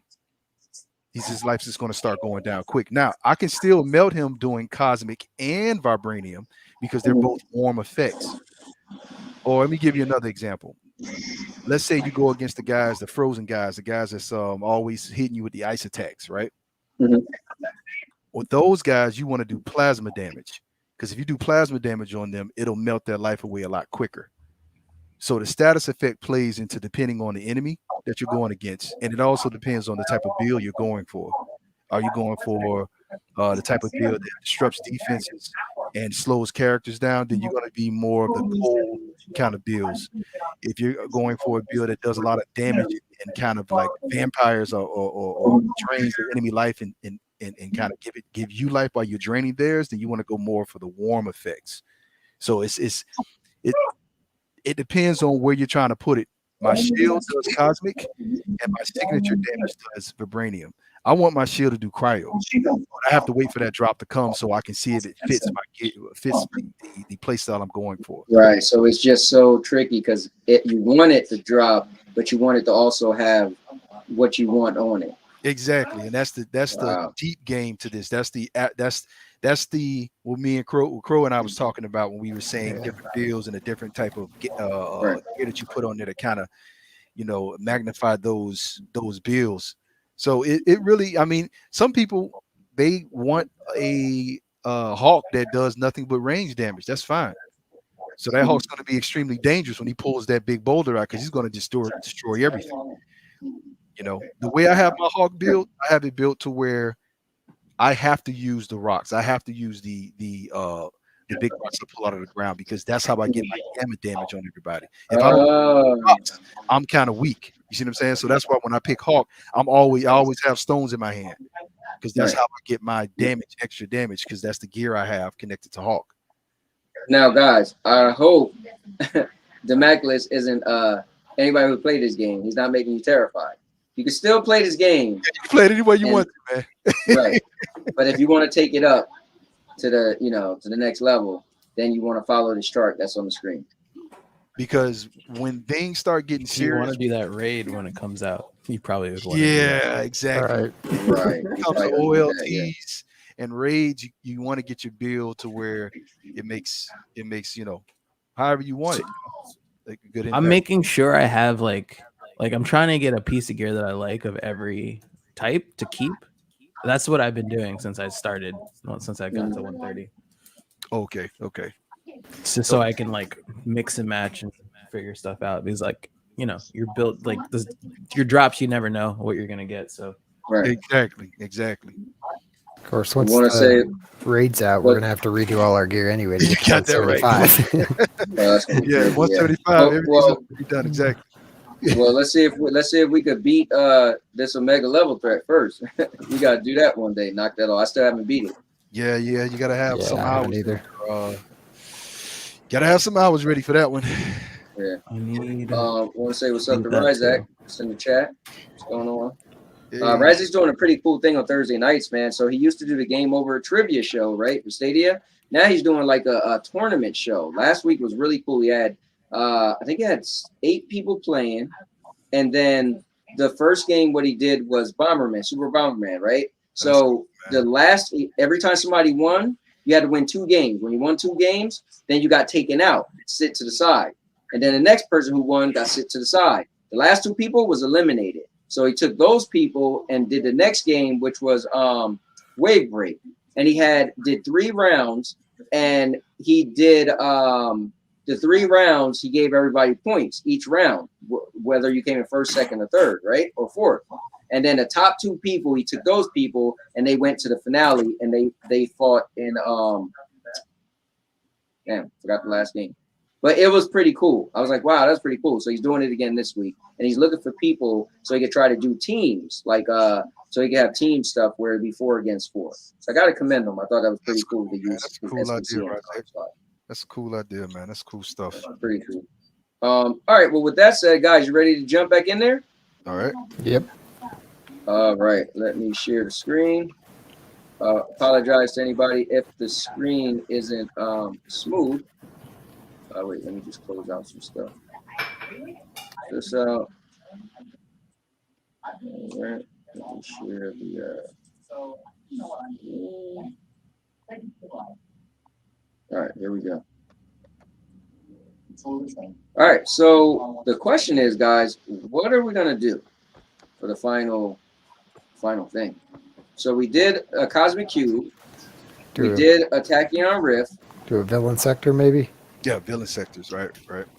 Oh yeah, we could. So what's the 2 we got today? Collins, did you get your dailies? Did you get your dailies? Oh, yeah, I already got them. Okay. I was doing them while I was watching y'all play. Oh, nice.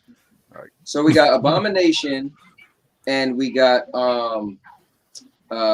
what's his name? Yeah, I forget his name. I can't remember his name either. Oh, you talking about the Shield dude? Yeah, I can't even remember his name either. Yeah, with the skull face. Yeah, I'm not saying he's a lackluster character or nothing, but yeah, you talking about Taskmaster? Taskmaster. There you go. Oh, man. Yeah. So what y'all want to do? You want to knock out both? Yeah, that's cool. Yeah, call it a day. Sure. All right. Let's leave Taskmaster for last, since we had trouble figuring out his name. We'll leave him for last. Put the mittens to him. All right. Let me. I want to say what's up to Paul is back. Skidapesh is back. What's going on? Actually, here for the first time for the first episode of and I'm going the wrong way of Stadia Avengers Marvel Mondays, and Nimbus jumped in here. What's going on, man? Hey, what's up? Alex is in the building. What's up, everybody? Right now, I got with me Crow, Demaculux, and the Emperor. And earlier we had Lee, CloudGamingDad. All right, let's see. And I apologize for the skipping the screen, guys, but you get to hear our lovely voices, so that should be good enough, right? Make sure they hear voices. I think StreamYard is having a hard time doing everything at one time, having 4 people, or it could just simply be I need to restart my computer, which is right next. So Abomination. Oh, they're both on this New York State. We're gonna do the highest difficulty.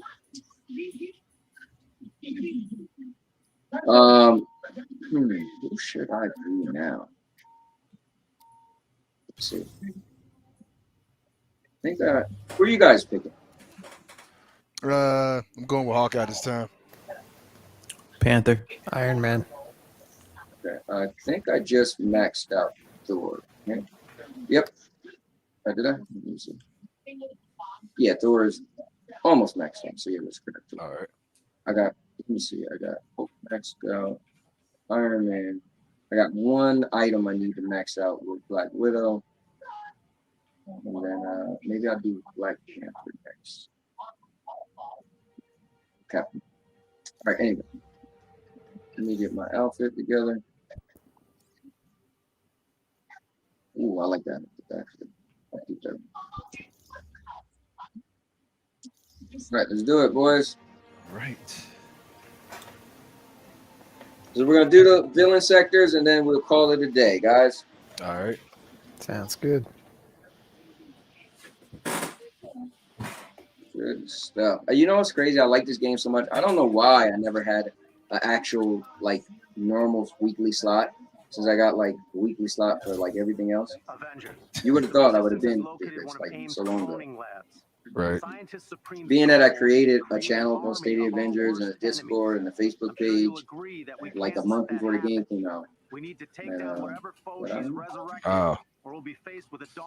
Yeah, that channel is ready for year it. old now. Yeah, I was all in, man. I was making content with the PlayStation demo a month before the game came out, and people was like, "I thought this was Stadia. They don't have a demo." I said, "Listen, dude, I just wanted to have content. I just want to put it on here. You know, I'm gonna do the same thing with Spider-Man. You know, just so people can see Spider-Man. So when Spider-Man comes out, I'm gonna use my son's account to stream it." All right, now are we just going right straight over here through? if you want to get it? Yeah, that's what I was going to ask. Are we getting all the question marks, or we just running straight through? Doesn't matter to me. Yeah, I'm good with whatever. I just ran into the chest, so I'm break dancing around the chest trying to. Well, for the sake of time, let's just run through everything. I'm a wrestling fan. Wrestling comes on at 8. Wife and I watch it together.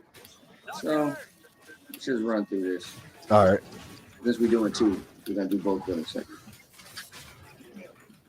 Maybe that would be cool to do too. Like each week, like we'll do both villain sectors. It'll be part of the thing, so that maybe if somebody didn't play that day, like it definitely gonna knock out the villain sector. I guess it all depends. So, all right. Oh, you think I could beat me because my boys aren't around? Okay, I'm down. He goes down. That's exactly what. He blasted. I was gonna use my little effect. He just slapped me right out the sky. Now you guys see that tornado effect that just happened? That red tornado effect? Yeah. Yeah. So basically, I have my arrows doing shock damage, so they can increase the amount of critical hit that you guys put on the enemy. But then I have a warm status effect, which is the plasma that comes from out of my tornado that I let off. So I can hit them with a bunch of status effects. We can just melt everybody quickly. That's how powerful they are. Love it. And also, it probably will matter later. Like it's probably more ideal if each character had a different status effect versus like if one character has like 4. So you can be like, yo, hit this person, get his status effect up, and then another person just targets a big person with the full of the opposite status effect. Mm-hmm. I feel like that's gonna be useful for like the bosses, which is why I'm collecting like all elements. Yeah. Make sure you have an element in the builds. Right, just at least something to switch out to if I need it. Those damage buffs are really big too. You do so many. It's crazy amount of builds you can put in this game together. Yeah, it seems like it. Yeah. And I haven't even touched the surface. I haven't even looked at the surface. Carrot Man Gaming, what's going on? Carrot Man.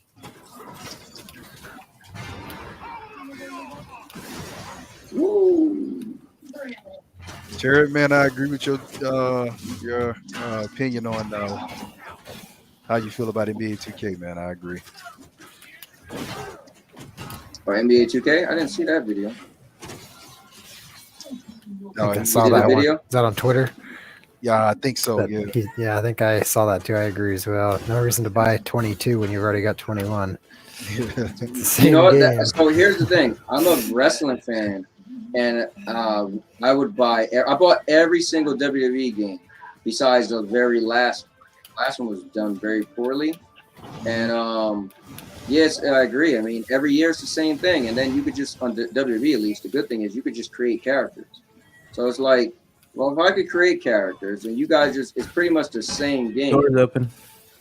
Like, what's the point of me buying a new game? That's why, honestly, sports games, wrestling games, it need to just be a live service game, man. Make one game where the graphics is great, and then you just keep updating the game. Because you put out a brand new game, but it's pretty much the same game. Right. The next year, you know?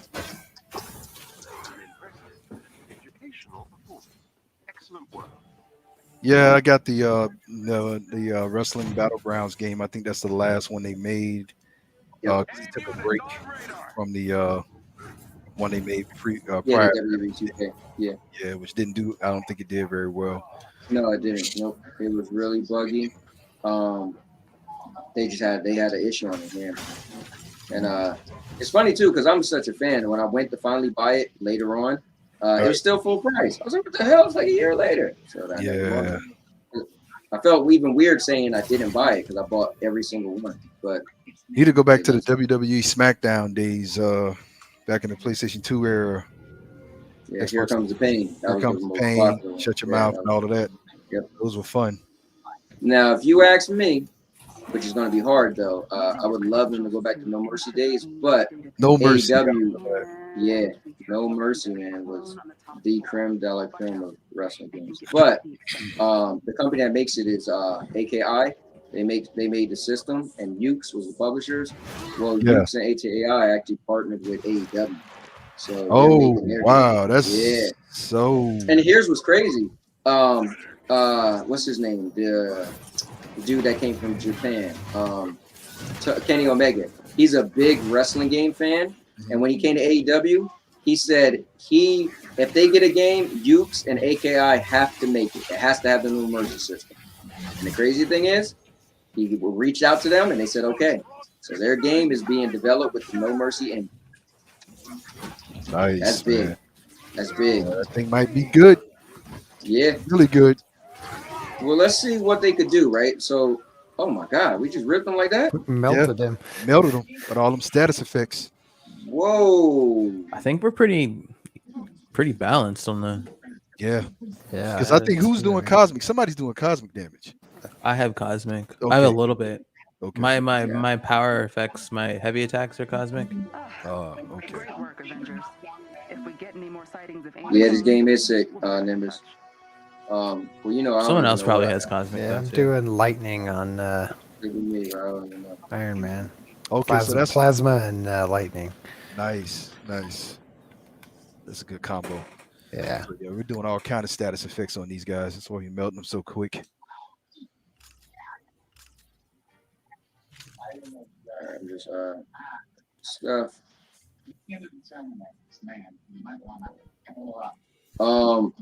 Guys, yesterday my wife and I went to the movies to see Malevolent. Oh my God, man, that movie. It, like, from the trailers, what you see, It is not what you see, and it will blow your mind. You'll be like, what the? You'll walk out the theater like, what did I just watch? But in a weird way, but in also a good.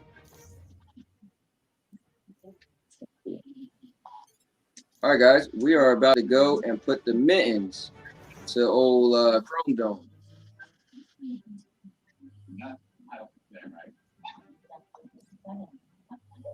Could you guys still hear me?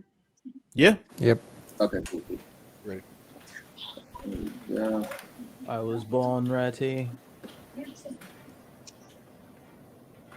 Now here's what's funny. They got the one we're supposed to do, sight unseen, and then they got him again, sight unseen elite.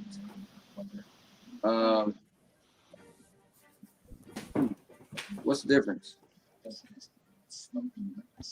Elite's a little harder. I think we can do elite. Okay. But I mean, look at but like the thing is like if you do elite and it's not the daily, I don't think elite. You don't get like you don't get it. The stuff that you want. Yeah, it's not. It's not. Oh, it's not.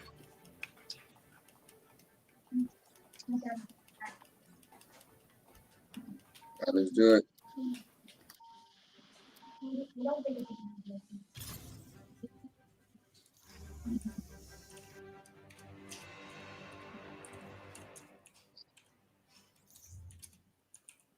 Why does it still give me a spoiler warning? I've done like all the quests.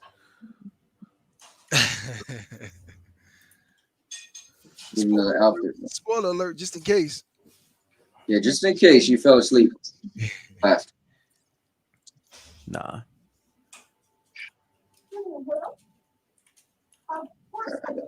Things that I never loved.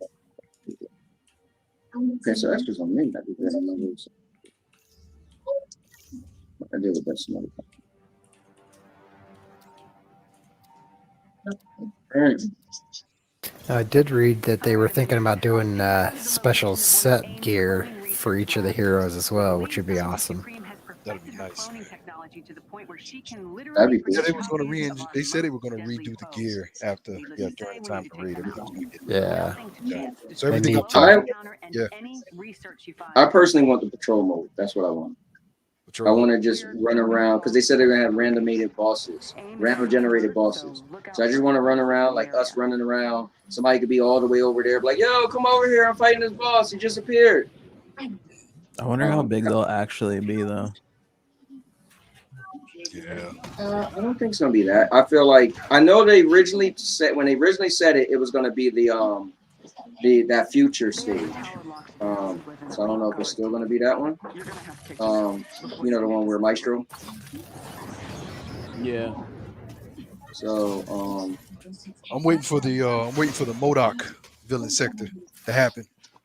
Bro, that would be cool. Is that really gonna be a thing, or are you just saying? I'm just saying. I hope it needs to be. They've already got it, right? Exactly. Like this one. See, I didn't get that. Like, dude, that was such an epic fight. Why we can't do that? Yeah, it needs to happen. Who knows? Maybe unless that's just not made to be multiplayer. I don't know. They have MODOK sitting in the villain thing. I just think they haven't. I don't know. Pull the trigger on it. Yeah, it's probably what it is. I'm down here by myself. Let me not die like last time. Got you. Take that punch real quick. That punch real quick. Yeah, got my guns, boy. That was cool because I'm invisible. He just ran right by.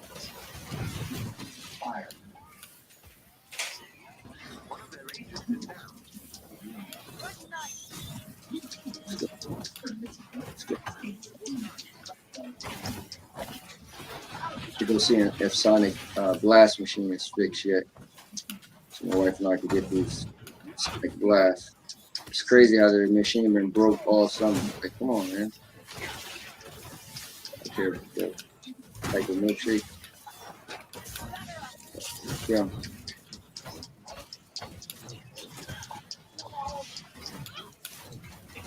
When I use my special with her, I call it Devil May Cry. That's what it reminds me of. Her just spinning and flipping and swinging. Give me those Devil May Cry vibes. True. Or probably I should say Bayonetta, right? Maybe that would be more accurate. Because that's pretty much a female Devil May Cry. Tearing this guy up.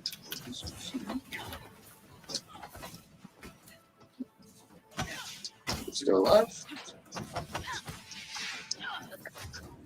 Take this, take this. Welcome. That squad member has been neutralized.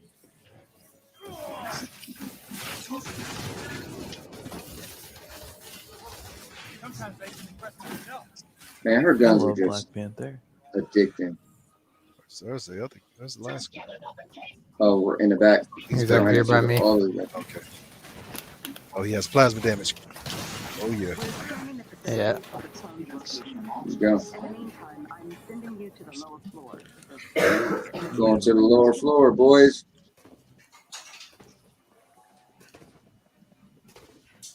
Everybody in the chat, thank you for tuning in to the first Stadia Avengers Marvel Mondays, and also want to thank Crow, Demaculux, League, and the Emperor. Appreciate it, guys. Hey. No problem. No problem. Yeah, no problem. It's a lot of fun. Yeah.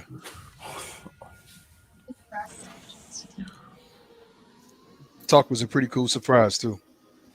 Yeah, I was like, oh man, I don't want to tell them, but I wanted to tell them because I didn't want anybody to be like caught off guard and it bother them. I'm glad you surprised me because I would have just not shown up. So yeah, I was afraid because some people might be like. I was like, you know what? I'm just gonna. And Crow, when I was talking to you, I was like so close to spilling the beans too, man. One night, yeah, I was just like, I think I'm just gonna tell him. And then I was worried, like, well, what if Lee, like, you know, because people sometimes have stuff going on at home, where the kids might be running around, or you know what I'm saying. But I was just like, you know what? I'm gonna wing it. Kind of as if you don't know what I'm talking about. Was when you wrote in the chat, like, wait, is this like a talk show or something? That was my plan, was to surprise everybody and make it like it start off with a little bit of talk. So we start off as like a panel, you know.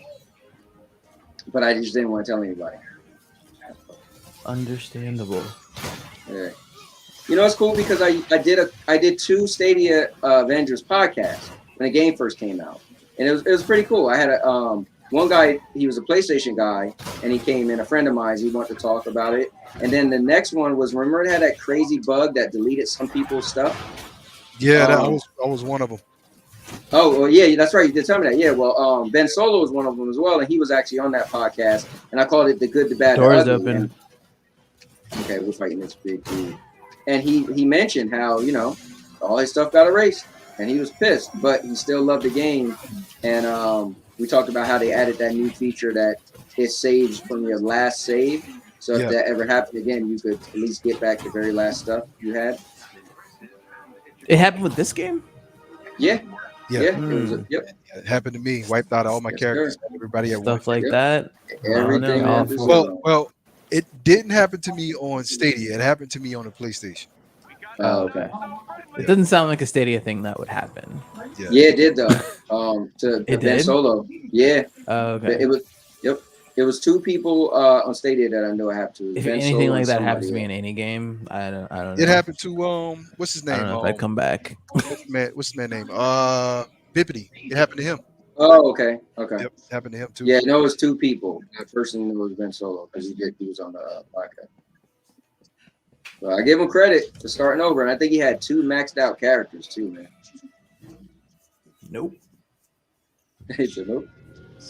Not me. Tells you how much I like the game, man. Crazy over it. Yeah, especially. I probably would have eventually came back, but I don't know. Oh, trust me, I was hurt. I had to think about it for a while. Well, you know what though? The game was still new, so I think it was able to get people because the people who got it was really into this game. Like we all wanted this to be something great, right? Like a Marvel game in not 3D, but third person multiplayer, right? We never had something like this, right? To this effect. Yeah, to this effect, yeah. It's like because people could say Ultimate Alliance, but my only issue with Ultimate Alliance, it looked like a phone game. Like that, the view it had it just, I just felt like I could never take it serious. It was a pretty good game, though. I played the Ultimate Alliance. It's not the same as this, but yeah, it was a pretty cool game. Yeah, Ultimate Alliance wasn't bad. Yeah, it's not like this, but yeah, it wasn't a bad game. I mean, if you think about it, this is like just the action version of it. Right. This hero's getting melted quick. Yes, sir. He's done. Yo, we knocked him off the building. Nice. Yo, you guys are wicked, man. Why you do that? I want you to be the one I relentlessly annoy by not following orders. Yeah, I think the future of this game is, I think it's bright. I know a lot of people don't like the drip content, but that's the same thing Destiny does. It's a service game. That's what happens. Yep. I like it. And they'll get better. If it's gonna be a live service, it takes like Destiny years. Exactly. Well, Collins, what we mentioned earlier before you got on, or you might have been listening, but that they put out the statement that they made enough money, or I won't say money. Well, I guess money, right? That's basically that's what he was saying, right? Yeah, but Black Panther DLC did so well that they will continue. Yeah, that's what I heard. Into 2022. So I mean, that's cool just to hear. So in 2022, we're still gonna be having content. The game isn't going anywhere. And I think if it could keep getting a following, I think it's gonna be good. I think this game got some life. I want it to catch on like Destiny, though. I want it to like Destiny is a given, right? Destiny's going nowhere anytime soon. Right. They have a following. They constantly come out with their big update. Like they got a thing right now that's a 6-month event. Like they went to the ringer though. We all know that. They did.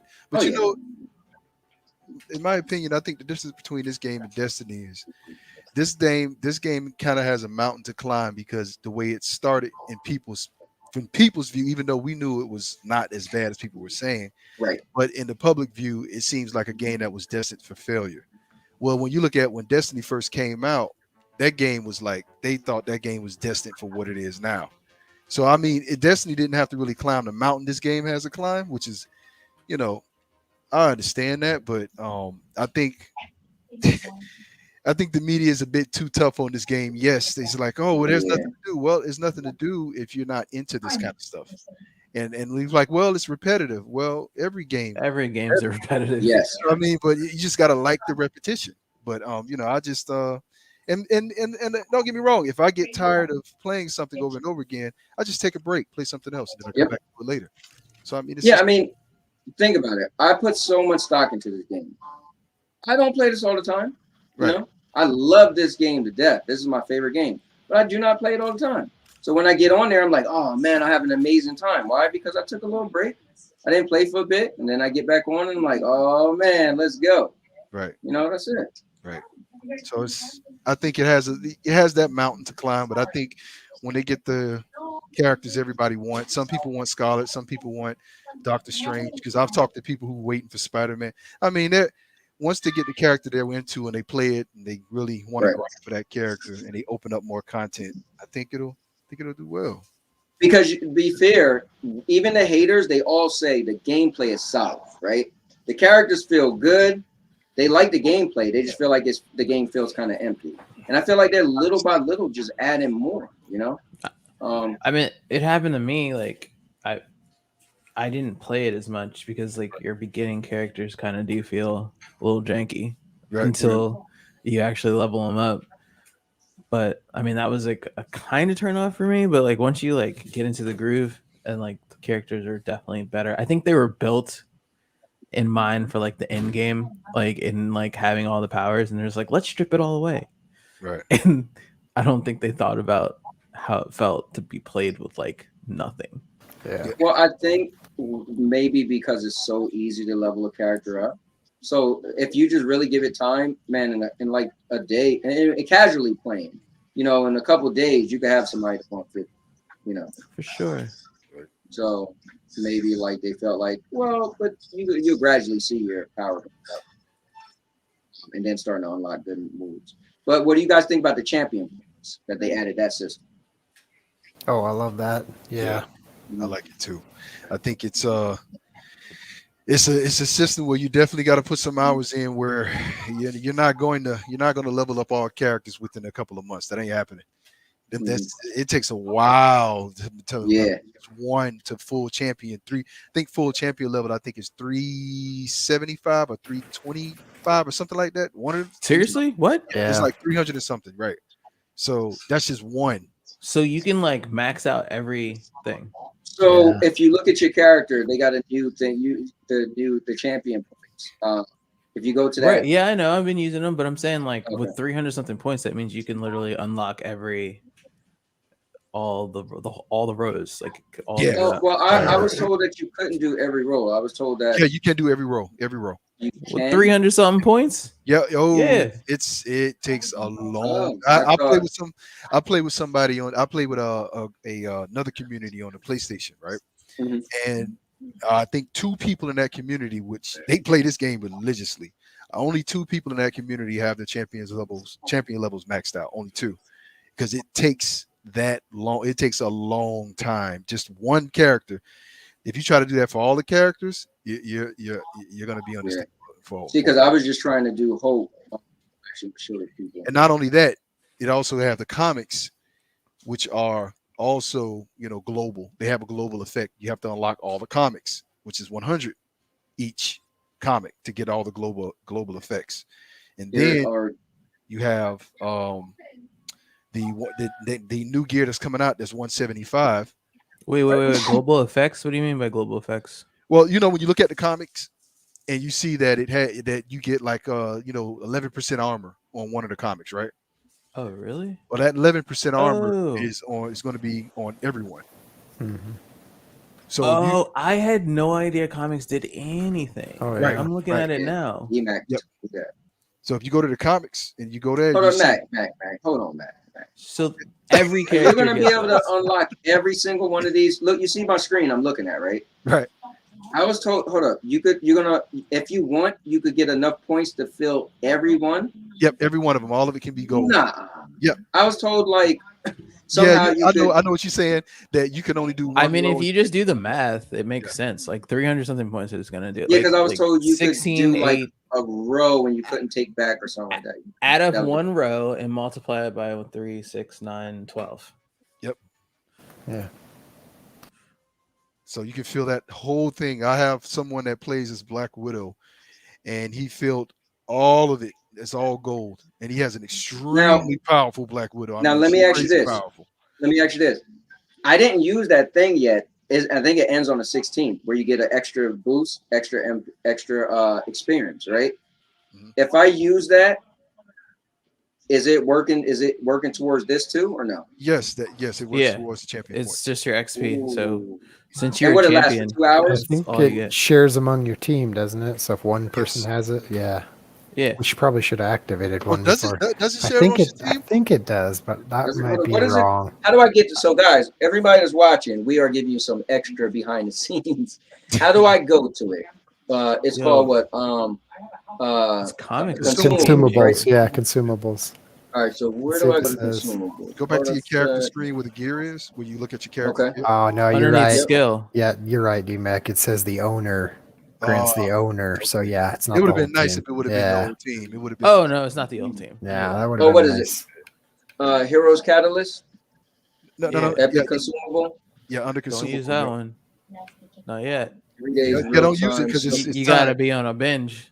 Yeah. Oh no, but I think it's only 2 hours, right? Yeah, the purple is 3 days. The purple one's 3 days. And the green is 2 hours. Oh wait, this lasts for 3 days? Yeah. That purple one, yeah. I have a blue one that's 1 day.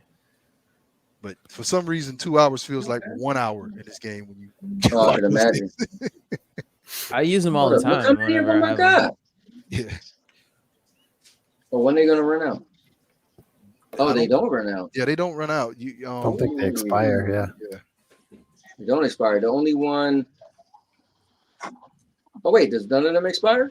No, they don't. They don't expire. Oh well, what are they doing? Something that ends on the 16th. What was that? I think they give you more chances to get exotics, something like that. It's the event where the the loot goblin we were talking about. Yeah, doesn't show up as much. He shows up more, and you get more exotic drops, something like that. They were saying at the beginning. Yeah, because I think they said something like if you do the Priority high mission and cargo runner rush. It's the weekly priority mission, which grants exotics will be able to be completed 7 days a week during the time period. The cargo runner will have a spawn chance of 50% during this time period. Right. Okay, so that mission we did earlier. Right. Okay, So got you. on So that, I know that was from the 2nd to the 16th. I'm gonna say on that character screen, there's that loadout option. I'm wondering if they're gonna allow us to do different builds and save them. Yeah, I noticed that. Yeah, I the was looking loadout, at that man. too. That'd be nice. Hold on, guys. I'll be right back. Okay. Okay. Yeah, the loadout is I hope they allow us to unlock that. Bruce said, I like increasing the heroic orb drop rate with hope. Keep those thunderclaps coming. It's a good point. Oh yeah, I know what you're talking about. The heroic orb drops is a skill. Okay, one of the powers. Let me show you my hope, Bruce.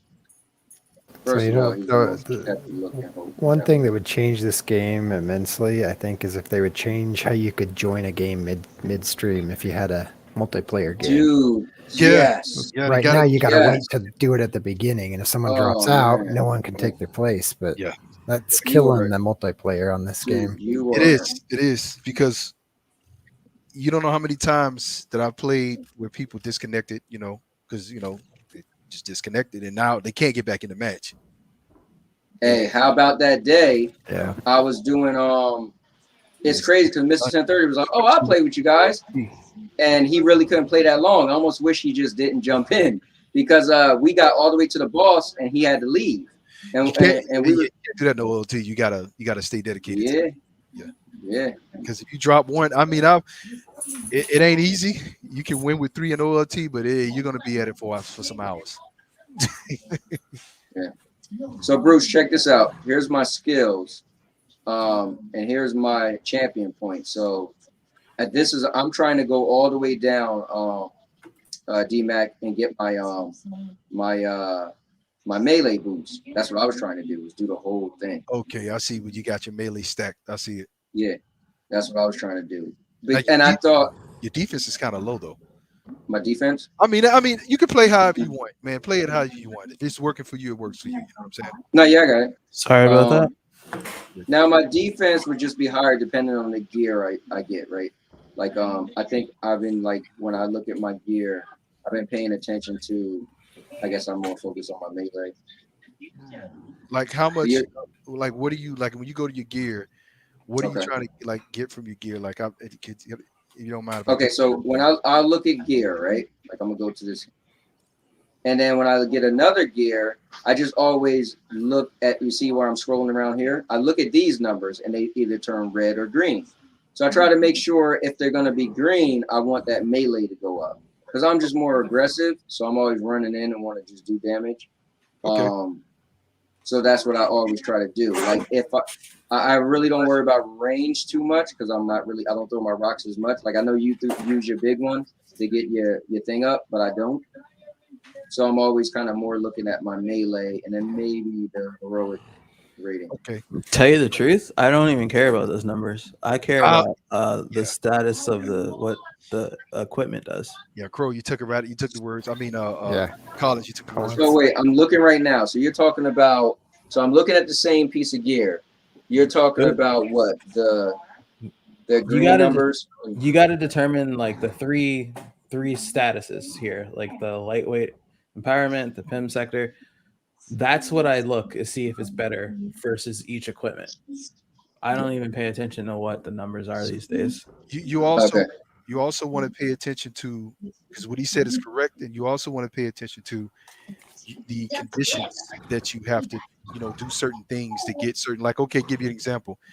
You see how you got your melee really high? Right. Now, if you would have had a piece of gear that said that every time you're damaged, it increases your critical hit chance. I would think that would be a better piece of gear than the melee gear that you have there, because your critical attack, critical hit being high, you're going to take more damage. You're going to be able to put out more damage with a high critical chance and high critical attack. Right. So if somebody comes up and hits you, and you have a 40 or 30% chance of landing a higher critical hit chance, right, that's better than just looking at the might and just but you got to think about it though. You get if every single melee hit is strong, but I got a high percent to do one hit that's really does a lot of damage. I figure I just rather each individual hit be more powerful. Not necessarily though, because it depends on who you're playing with and your teammates and I'm just talking about your enemy type. And let me give you an example. You see, you're strong already. Yeah, your range is the same range as my Hawk, 935, right? Okay, it's low, but I do so much damage whenever I put Hawk into range mode because of the gamma and the actual armor that I have on my character. That give you an example. I have a gear that increases the gamma damage that I do with Hawk, right? And then I have another piece of gear that increases the status damage. So any status I do, status damage that I do, it increases it. It makes it even more. So I grab the Hawk, I grab the stone, I put out the gamma starts to melt everybody, and my range is at 935. It's not even powerful, but it's just because I let out so much gamma, and the effect of gamma is so you're saying you look at the actual like these stats is what I'm looking at right here. You're reading these. Yeah, see what they say. Colin said that he pays attention to the actual status effects that you're gonna have because. And what about the valor, intensity, might, and all that stuff? You don't pay attention to that? No, I pay attention to it, but it depends to the bigger scheme. I just secondary one thing, right? It's secondary. I look at that, but I look at how it all works together. Like if you're trying to make a melee heavy Hawk, it's okay to have your might up, but you want things that buff your damage. So if you get, like I said, if you get hit, if you have a condition in your armor that says every time you take damage, that it increases your damage output, I will put that gear on because while they're hitting you, you're gonna smash everything around you because it's increasing buff. You see, and if you have another piece of gear that said it increases your critical hit chance every time you just hit somebody with a light attack, that's even better. Now you're putting out high crit. Every time you get hit, you put out more damage. You see what I'm saying? So it works all together along with having might. So if your might, let's say if your might dropped down to like, I don't know, 1,500, right? But if your specs increases everything due to a condition, then those conditions will actually make you stronger than what you are right now. I'll start paying attention to that. That's well, like focus on the game. Yeah, like your first one, their PIM sector here, like he says, light combo finishes do particle damage, right? Say for example purposes, you don't use light attacks, you just use heavy attacks. That's literally useless to you. Exactly. Right. Yeah, but I don't know who would. So you would be looking for gear drops. Just an example for like what we're talking about. Like how you got to look at how you play. Like what's your play? Do you just do regular light melees? Do you finish combos? If you never finish a combo, then combo finishes to you aren't important because you don't finish combos. You just like lay it in them and just jump and lay it in them and jump. So then you get something that just caters to just hitting him with melee attacks and just that's it. Just have something pop every time you do a melee attack. You just go style that you like to play.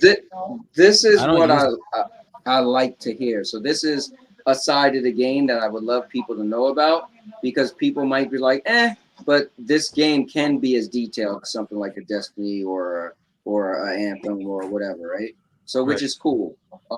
I haven't got there yet. I think I exhaust myself because I went from Destiny to play Monster Hunter for a little bit, and we ain't gonna get on how crazy that game could be. Yeah, right? And then, bro. So then talking about each weapons and it gets crazy. Then and not mention preparing meals and all this stuff to trap. All right. So then I went from that to then I went back to Destiny because Destiny had like a drought for like 3 months, and I went back to Destiny. And then I went to Anthem, and when I say Anthem, bro, I was into like me and my partner doing the combo effects. I do ice, he do fire, and a big explosion, and you just name it. It was crazy. So when this came out, I was like, all right. I don't want to just. This reminds me of those games, but let me take it easy, and I just kind of got the basic. But I love that we're adding this in there because anybody who's watching is probably like, "Oh wait, what?" If they didn't know, you know. Right. You can play the game however you want to play it. You know, it's just whatever your style is, but it's just know there's a second level and third level and fourth level to the game. If you want, to go into it. If you want. And then to be fair, it's just going to be one of those things like Destiny. You could play whatever, but then when there's a raid or something, just don't expect. Some people might be like, "What you got on your character?" I remember Destiny 1, bro. If you didn't have that Gallahorn, they wasn't letting you in. If you didn't have an icebreaker, they wasn't letting you in. Like you got segregated. Like we need what you got. And if you ain't have certain weapons, nah, bro, you can't get in. It was like, wait, what? Y'all not gonna let me play? Like you ain't doing nothing. So I hope this don't get that crazy. But I can see, people like that though. People like that's what end game content is. It's the toughest of the tough. The average Joe just can't get in, or I guess isn't going to be as effective as the next man who paid attention to all the status effects. Well, the good thing about Marvel is it's not that extreme. You can actually get in and play it how you want and still be effective. So that's a good thing about Marvel. Not when them raids come out. Yeah. I think you might be right, though. I think you might be right. When those raids come out, I think that's going to be the difference. I think that's going to be the difference maker. Collins, let me ask you this, though. I didn't get your take on this. What's your feelings on Spider-Man coming to Sony? Only to Sony. I don't care. Yeah. If I really wanted to, I have a PlayStation 5. I could just buy it again, but I don't care. Like, I don't know. Yeah. I think they did such a good job on each character that I'm sure Spider-Man is going to be a great character. But this game make you like people like Kamala Khan, which who cares, right? This game does a great job on characters, so I think he's just going to be another really good character. Now, if that's your favorite character, like Hulk is my favorite character, right? So let's say Hulk was only on Xbox. I'd be like, ooh, that's hard. But it is what it is. That would be mean. Yeah. But that would have I'm also Spider-Man'd out, to be completely honest. I mean, yeah, you got about 5,000 Spider-Man games on PlayStation. Right. Yeah, that's true. And coming. So I think it. Yeah. I think it's a great game. I think I'm sure it'll be a great character. Yeah. I mean, Spider-Man. I'm gonna tell you what's gonna happen. I'm gonna tell you my opinion what's gonna happen. Spider-Man's gonna come out, it's gonna be all hyped up, right? He's gonna have one group that's gonna be angry, the other group's gonna be like, how we got Spider-Man, that ridiculous nonsense that goes on the internet, right? Yep. And then what's gonna happen, about 2 weeks is gonna pass, everybody's gonna forget about Spider-Man.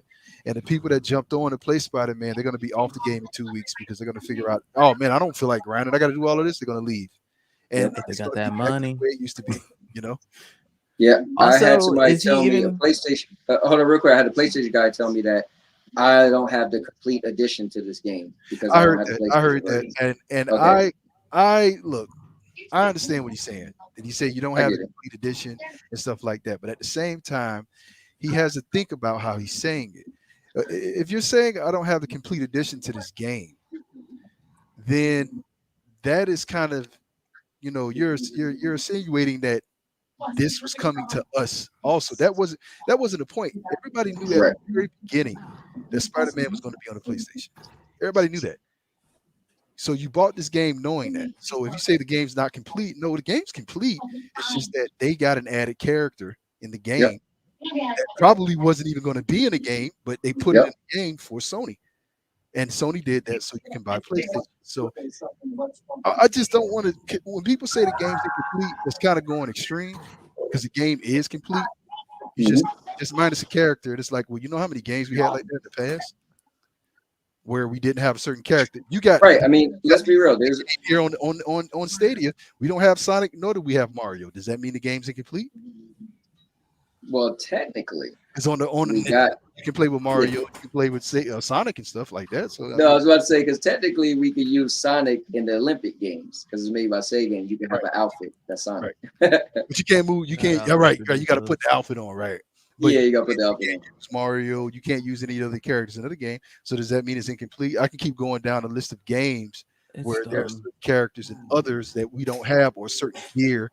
Or what about the PlayStation? They have, exclusive rights to certain things, maps in Call of Duty, till the next one's coming out, and then they release the maps to people on Xbox. Does that mean you're buying an incomplete game? You can say, yeah, sure. No, look, as long as you're having fun with the game and it's giving you what you want, that's all that matters.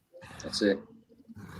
You also have to think Spider-Man's, it's probably going to be like barely a half of a DLC. They're getting a character and everything else is going to drop on everywhere else. So he might get a stage. He might.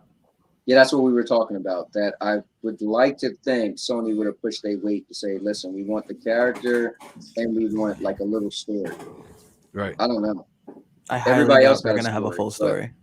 I mean, Destiny had things in a PlayStation that I'm trying to find out what they had, like gear or something like that. Oh, I remember. No, bro, I was a Destiny head. Destiny had a weapon and stages, and the stages was on for the Crucible. That was a 1-year timed exclusive. Right. And I'm trying to think which weapon it was. It was something good too. It might have been an Ace of Spades that they had for a year. It was a timed exclusive on Sony. And Xbox people couldn't get that for a whole year. So was you not playing Destiny on Xbox? But the argument could be like, well, they still got it after a year. The thing I got to say is when you're saying a game is incomplete because there's one character that you can't get on the game, then you have to make sure you understand that not everybody really care about even having that character. And the character wasn't necessarily removed from the game. The character was added to the game because of Sony. Correct. So they didn't so the game was complete. They just got additional content. Right. They got additional content. Right. Which is, that's just the way it goes with these corporations. That has nothing to do with the consumer. We just, that's what they decided to do. Sony decided to pull money out of the pocket and do that. Yep. And why would Square Enix not take it? Yeah, Square Enix is going to take it. I hate when the developer takes the blame for it. And I was in one Discord on Stadia for the Marvel community, and they were upset about that. And I said, guys, let's calm down. I said, this Spider-Man thing is a Sony issue in Square Enix. It has nothing to do with the developer. The developer's caught in between. They're just a worker. They got to do what Square Enix says. Square Enix collects the money and say, hey guys, you got to make Spider-Man for Sony, and they're going to be like, okay, what are they going to say? No, they can't do that. Yep. So they got to do it. All I'm saying is, I think the pressure should be applied maybe to Microsoft. Hey, can you guys pull some money out of your pocket and make a character then? Because Sony was happily pulling money out of their pocket. Why don't you guys do it? You got all this money, right? But that's not going to happen because why? Because it's not important. It's really not that important, guys. I mean, well, though, I think what the bottom line is just the ties that Sony has with Spider-Man. Because Microsoft, I don't think could do that because any of the regular and all of the characters that they plan on coming out for the game was going to be across the board. Sony just happened to have that trump card with Spider-Man.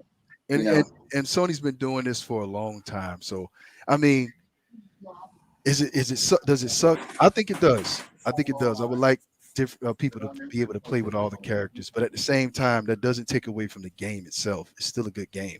It's still a really good game. It's just that's Sony and Square Enix. It has nothing to do with the developers. It's hard. Bruce said he got 2,000 hours in Monster Hunter World. Yep, same here, Bruce. I played a lot of Monster Hunter World. That was nothing took me away from Destiny. Besides that, it was crazy. When I was so diehard in Destiny, when they had droughts, whatever, and somebody was like, "Bro, you should try Monster Hunter World." I was like, "I never played a Monster Hunter," and I'm not gonna lie, man. For those 3 months, I was invested. I got some epic moments. I remember I was standing by the lake, and then out of nowhere, you just hear this roar, and I got killed by that big Tyrannosaurus Rex, and I was like, "What?" And then I told myself, I vowed to get revenge, to get stronger to kill that thing. And then when you finally killed that, that's when you, I think Diablo was, and I was like, what is this in the desert? And yeah, man, that game, yeah. Yeah, that game has sucked some time out of you. I remember, man, yeah. But I don't know. Well, guys, man, this was great. I'm glad we added that little bit of extra. When you was talking about it, and I pulled up on the screen, so people could at least see what we were talking about, which was cool. We covered so much today, and I'm just happy that I have friends that like this game as much as me because I'm not alone, And when I first when I first made that channel, I was just happy to have the channel. I wanted to make content. I was going to do all this type of stuff, right? And then somebody said, "Oh, I bet Stadia, you're going to have nobody to play with." And I remember Anthem. At first, it wasn't that many people to play with, and then I stumbled on communities on Facebook. And dude, it was somebody playing every second. If you want to play Anthem, people might look and say, "Oh, nobody plays Anthem." Yeah, okay, go on those Anthem on the Anthem. It was called Anthem Haters Not Allowed, something like that. So you couldn't say nothing negative about Anthem, like for real. And bro, in their PlayStation chat, somebody was playing every second. I had people to play with all the time. I met people all over the world. So when somebody said that to me about this, I said, you know what? I'm creating a Discord, I'm creating a Facebook page, and I did it. And in the beginning, man, it was a lot of people to play with. It was pretty cool. And like everything else, this game took a little bit of dip, but I'm just happy to see a year later, this game's been out for a year now, and I'm on here talking to 3 other people. Like when people talk trash, right? They say, nobody's playing. I said, well, if nobody's playing, it's a 4-player game anyway. So that means I only need 3 friends at the end of the day. So whether it's 8 million people playing, I don't care. I just need 3 other people. So here we go. Yeah, you got these pros. You got Crow and Emperor here. You know, they showing they know the status effect and everything. So I'm still a noob. I just love RPGs. I'm still new too, so I'm learning a lot though. You guys help out. So I'm just a big fan of the game, but I'm probably the noob with a noob with y'all. Yeah, I know some next level stuff. I just love the controls. Again, like I said, if you want to wow me as a developer, if any developer listening, you do 3 things, and I said this many times. You make a 3rd-person game, you make it multiplayer. I'm just really into multiplayer, and you have superpowers, right? Now, the reason why this takes the cake for me is because I was so into Anthem's flying, and this adds that flying. So I feel like, man, it's going to be hard for me to play a 3rd-person multiplayer game with superpowers and like it more than this, because let's just be real. If you're throwing in superpowers, what you picking powers from Avengers, Marvel characters? It's pretty cool. For me, just for me, this is wow, man. This is everything I could have woke up and dreamed about, you know? So it's cool. Now maybe it could have been more violent. Maybe you could have been ripping people's heads off and it been blood and something. You know, I get a kick out of games like that. Like that's why Prototype is my favorite game.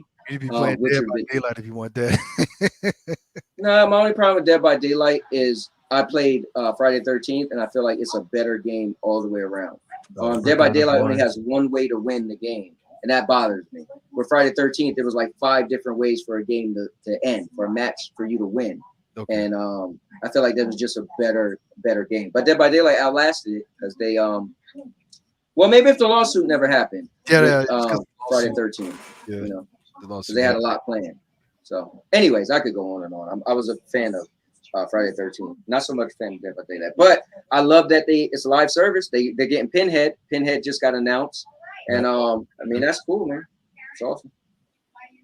Yeah, man. Awesome. Lukey plays that a lot. Yeah, yep. Yeah, he does. Lukey 6. Let me ask you guys this: did you guys see the trailer? It's a PlayStation game, and it's called. I know some people in chat did, like my guy Bruce. Dude, forget that. When I watched the PlayStation thing, I still think this trailer I seen looks better than anything they showed me, personally. It's called Project Magma. It looks cool as hell. Like that, what I see on that trailer wowed me. So that I'm like, okay, it looked like it's 4 players. It looked like they got like grappler hooks and looked like it's some type of superpowers. It's multiplayer. And it's like 3rd person, kind of sort of Gear War-ish kind of, but it's 3rd person. Dude, it looks like, y'all guys want me to pull up the trailer? You want to see it? I saw. I know what you're talking about. Okay. Yep.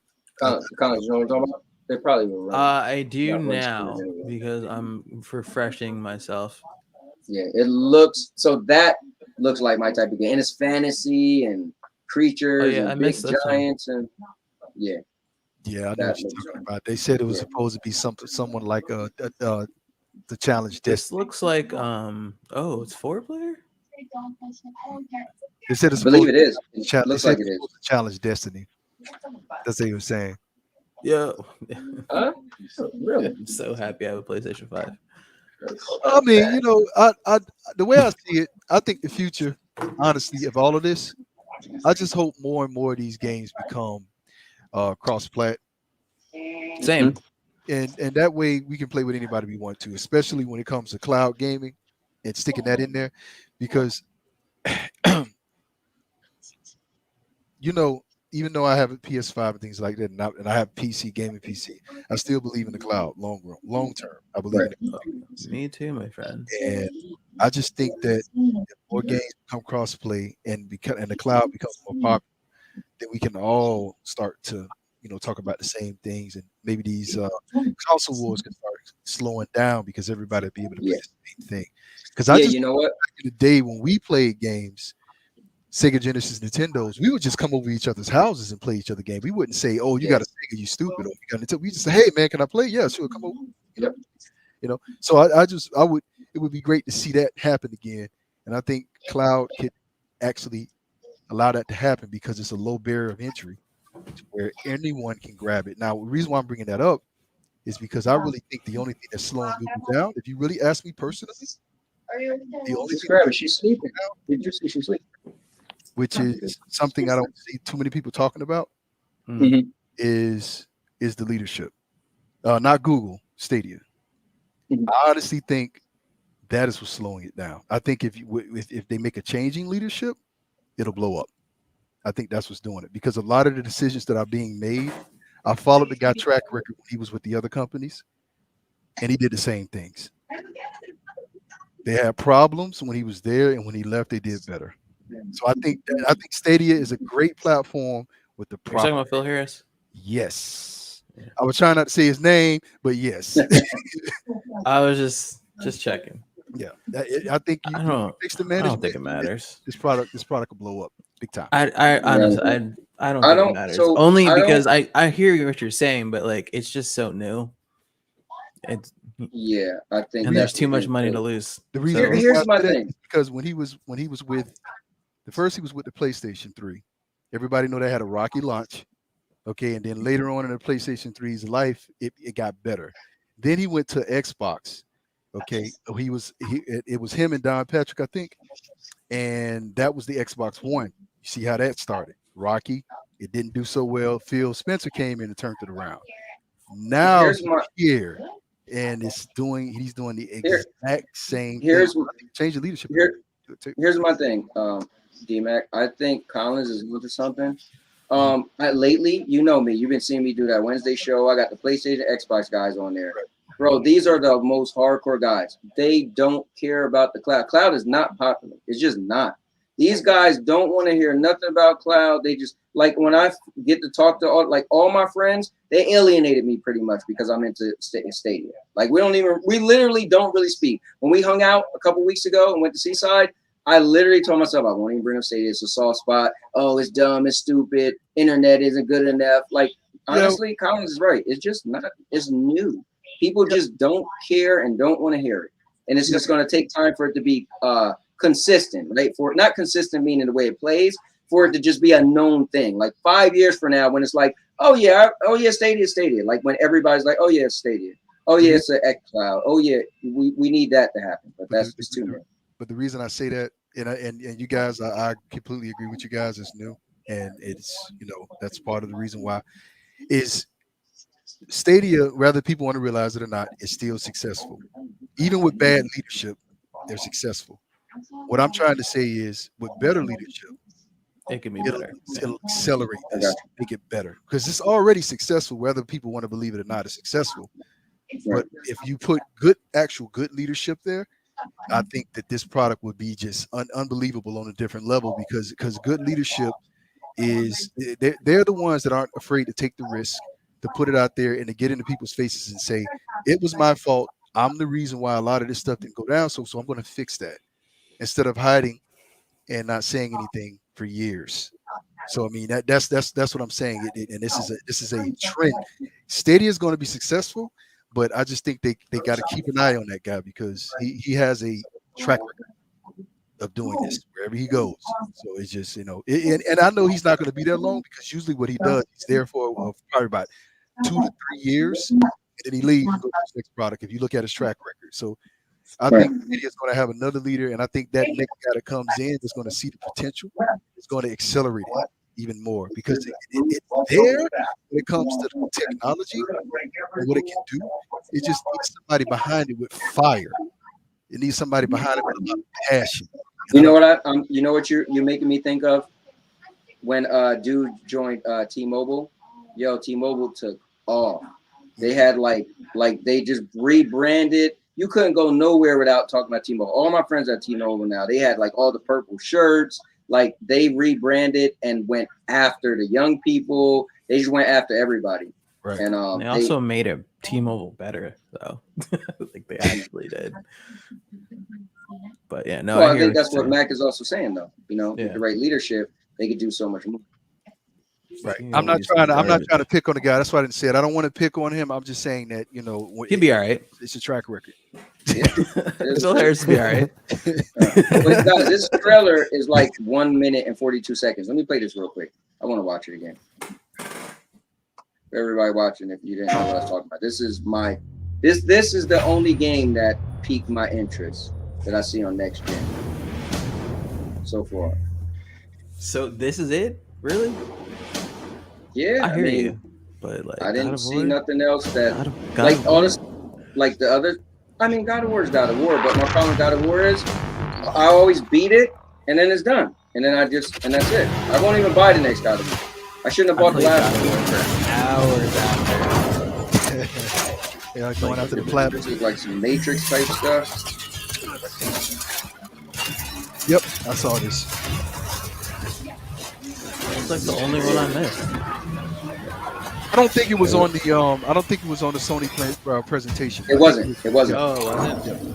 Yeah, it wasn't. This is probably not coming out for a while though. But I don't know why it's PlayStation 4 and PlayStation 5. It just looked like something that I would be into. Now, when you see the other characters, look like it's multiplayer. I'm just assuming it's multiplayer. Like right there. I mean, they have one where they're running together, and it looks like look, that right looks there. multiplayer. That looks multiplayer. This reminds me of Phantasy Star Online a little bit. I could kind of see that.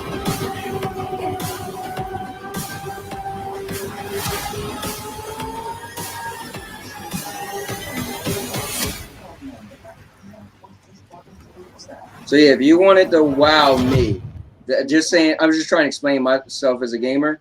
That right there, that is the game that would get me to be like, oh snap!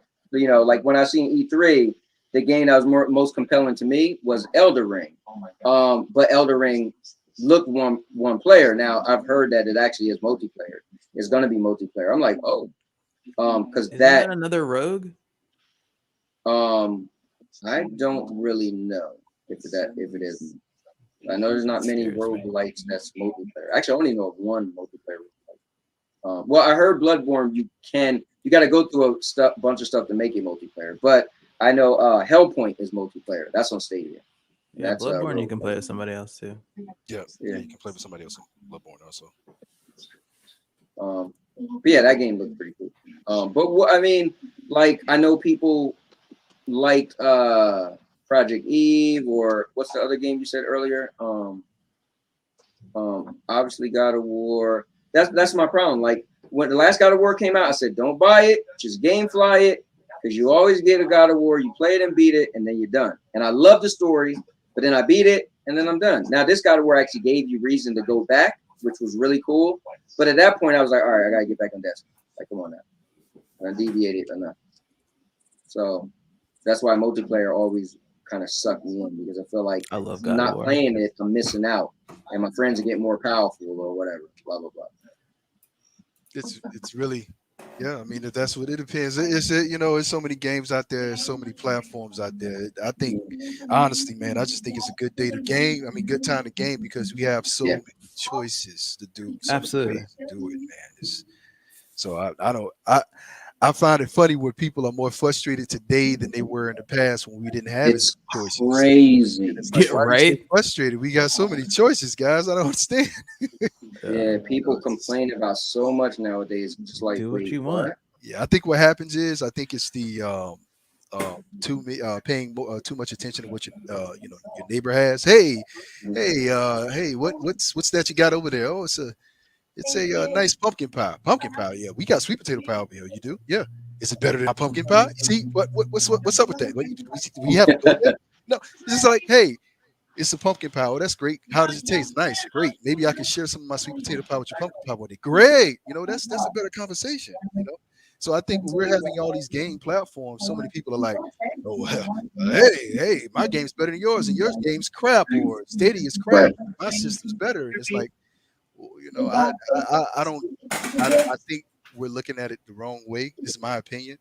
It's more like, hey, you're having a great experience here. That's super, man. I'm glad you had a great experience, man. I'm having a great experience on my platform too. I think what you said earlier is going to be the key. Crossplay is going to really start bridging the gaps. Crossplay is going to, is not that much to cry about when we all could just play together. Like today was just, really cool playing Destiny with different people all over, and everybody. Like if you walked in the door, who would have known what we was playing on, right? You just walked in and see me playing with my friends. Oh, they must all be on Stadia. Nope, Xbox and PlayStation. So I think that's going to be the key going forward. But remember, PlayStation isn't a fan. You said PlayStation what? They're not a fan of crossplay. Well, yeah, I mean, their business. I mean, they makes their business, and it works.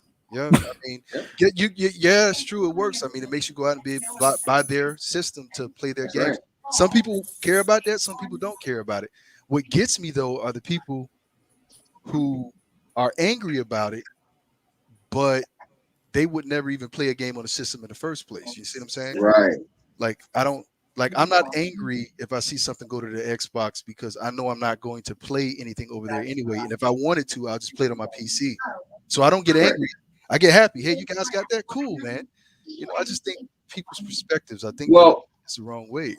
My thing is I appreciate competition and I appreciate business. And if you're not in business to make a profit, I just don't know what you're in business for. So obviously you're going to try to secure things to make your platform special, right? So that's why PlayStation don't want to do crossplay because right now they're trying to charge the developers more money if their game is crossplay. So even Borderlands is getting crossplay with everything, but not PlayStation, not yet. So they couldn't come to that conclusion. So, but I get it though, because it's like, okay, if my friends got this game, Destiny, right? And they all say, hey, we're just going to jump and get a PlayStation 5, right? And let's say you just start getting into gaming and your cousin got an Xbox and your cousin played Gears of War, and your cousin wants you to get an Xbox. But most of your friends play Destiny and they got a PlayStation 5. If you could just simply play with your friends on an Xbox, then I'll just get the Xbox. I don't need a PlayStation. But if PlayStation say, nope, you want to play with your friends, you have to buy that console. Chances are you're going to buy the console because more of your friends are playing that console than just your cousin. But your cousin could be closer than you. So it makes sense. I'm not going to knock it. I'm not going to knock any of these businesses because who am I to tell them not to make money? I just would like them to do what's right to the consumers, but I'm not going to be stupid and say, don't make money. Well, yeah, I mean, you got to, yeah. I want cross-play. I would love everybody to play together, but corporations are going to do what they do. The thing is, I'm just never going to go behind the corporation and say, yeah, we're sticking it to them. It's like, no, it's good for them, but it's not good for us because now I can't play with you. So, it's in one way or another, that's just kind of the way people look at it. They're kind of looking at it as it's a sticking to the other person. It's like, why would you want to do that? Just the consumer, like the ones who are winning in the end are the corporations because they're making money off this hand of the fist. So I mean, the way I see it is I just see it in a different light. I just see it. Think about this for a second. They're the ones making the money. We're the consumers. We're giving them the money. So if they really don't like what they're doing, then maybe we should let them know. Because you think about it, okay. I'll give you a different perspective. Everybody said that Microsoft's open, right? They're wanting to share everything, which is great. But if you look at Microsoft other businesses called Windows, are they willing to share their platform with Apple? Of course not. So every business does the same thing. They have their own way of doing things. It's just that Microsoft has this side where they're willing to share, but they are not willing to share their operating system. So I mean, so you gotta, Sony doesn't have an operating system. This is what they do. So they're doing what Microsoft does with their operating system. You got Windows 10. There you go. You want to keep on Windows 7? Well, Microsoft just told you got to get off of Windows 7 to get on 10. But I don't like 10. It doesn't matter. You got to get off. You got to get on. You got to get on 10. So I mean, they do things too, but they have a different side that we don't see. So it's not just about Xbox. Xbox doesn't make Microsoft.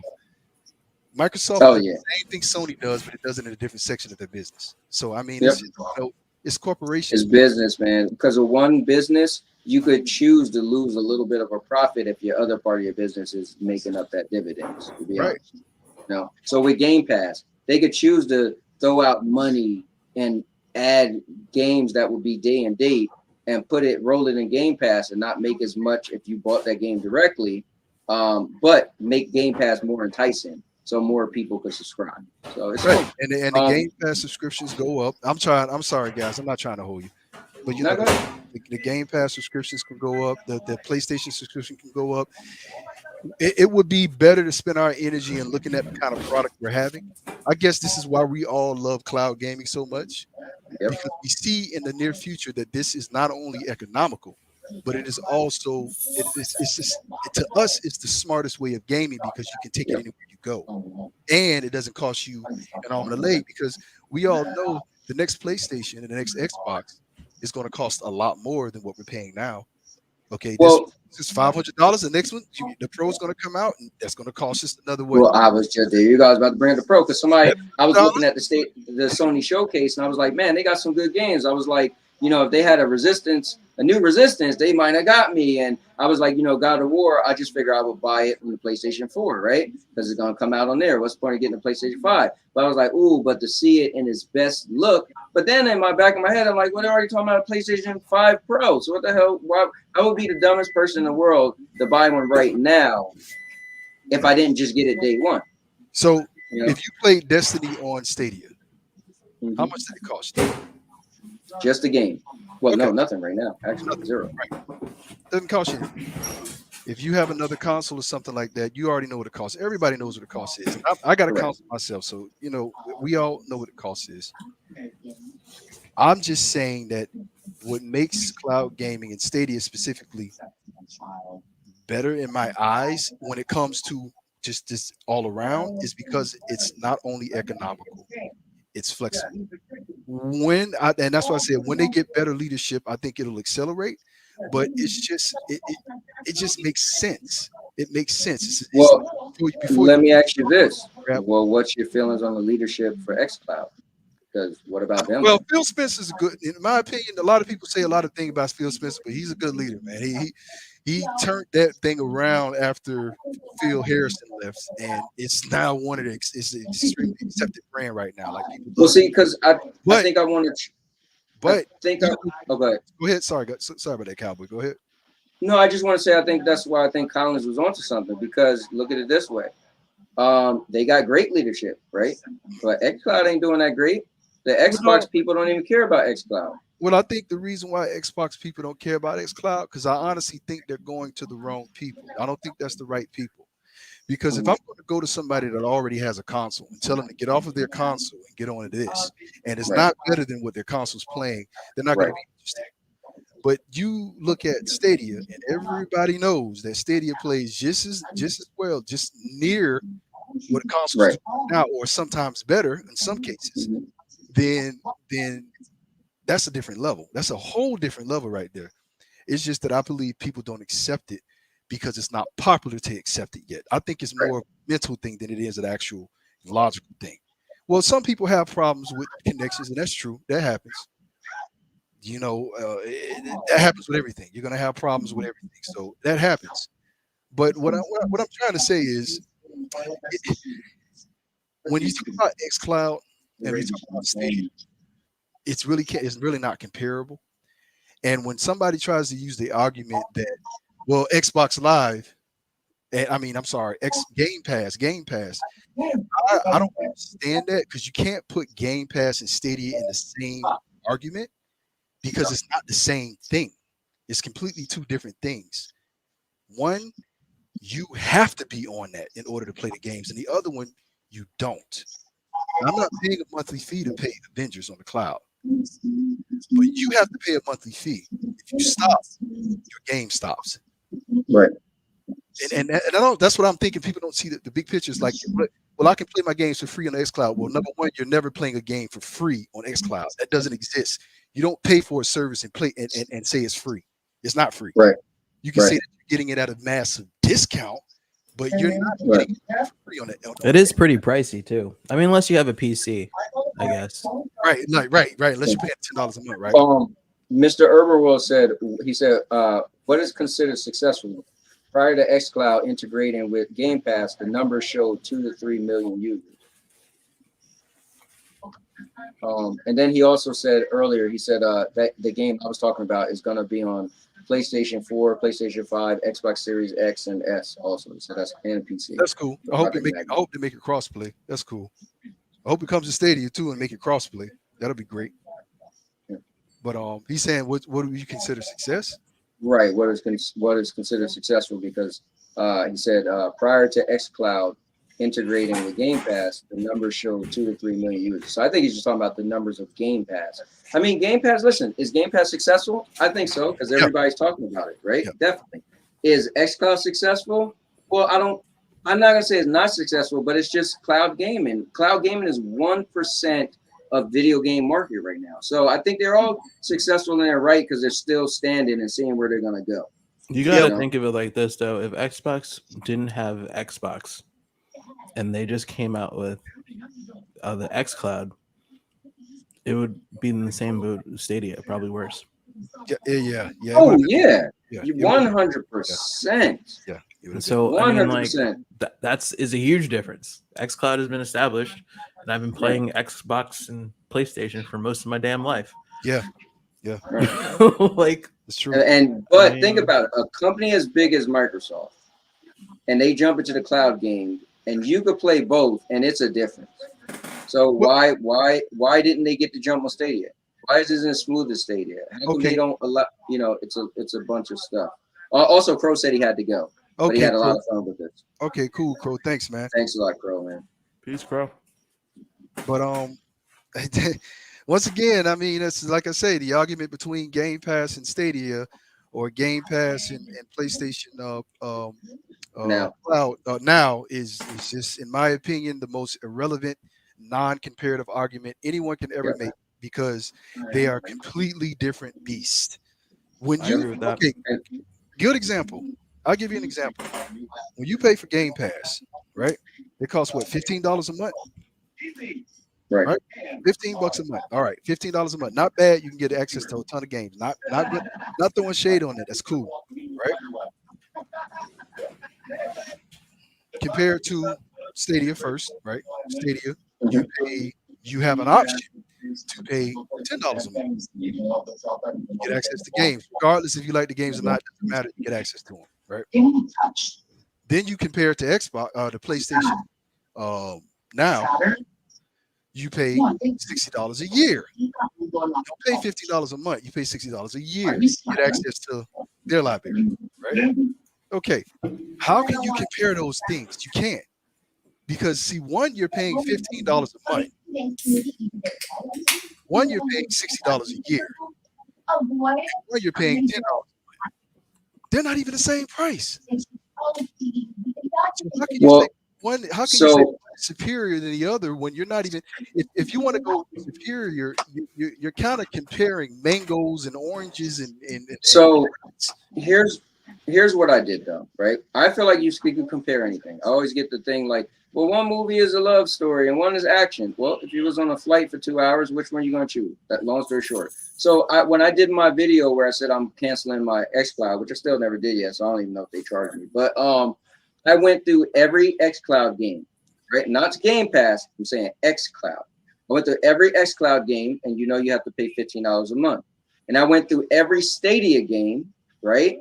And then I went through every Stadia Pro game. Well, I went through every Stadia Pro game first. And then I went through every Stadia game. Here's why I can compare and why Stadia is going to win.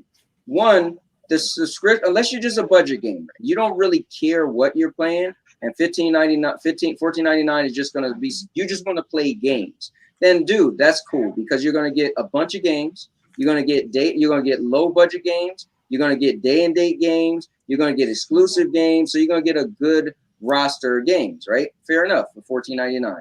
But the reason why I can compare it, because once I went through, and I showed this on my video, I went through every game, and this is just me, but I went through every game and I was like, all right, cool. When you really get down to it, those exclusive Xbox games are the killer, right? So you got Master Chief that's going to come out, but when you look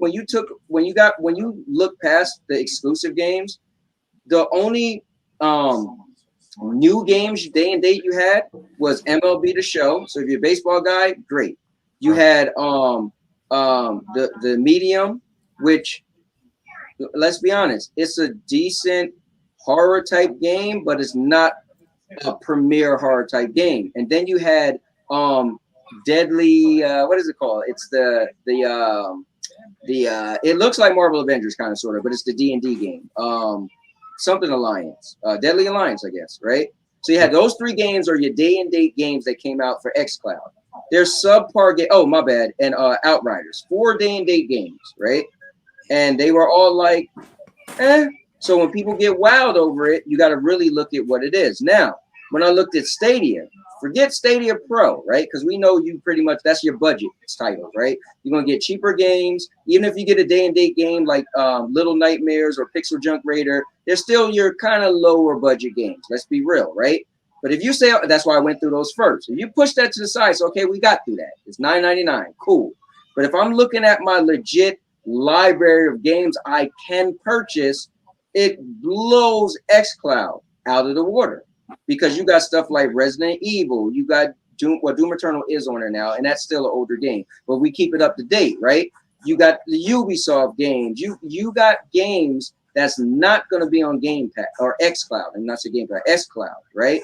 So I can compare them, because yes, Pass is cool. It wrapped up some games, nice, cool games. But if you compare this to the games I can purchase, it's not a comparison, because you got way more quality games. And the numbers is large too when you go through Stadia's whole library.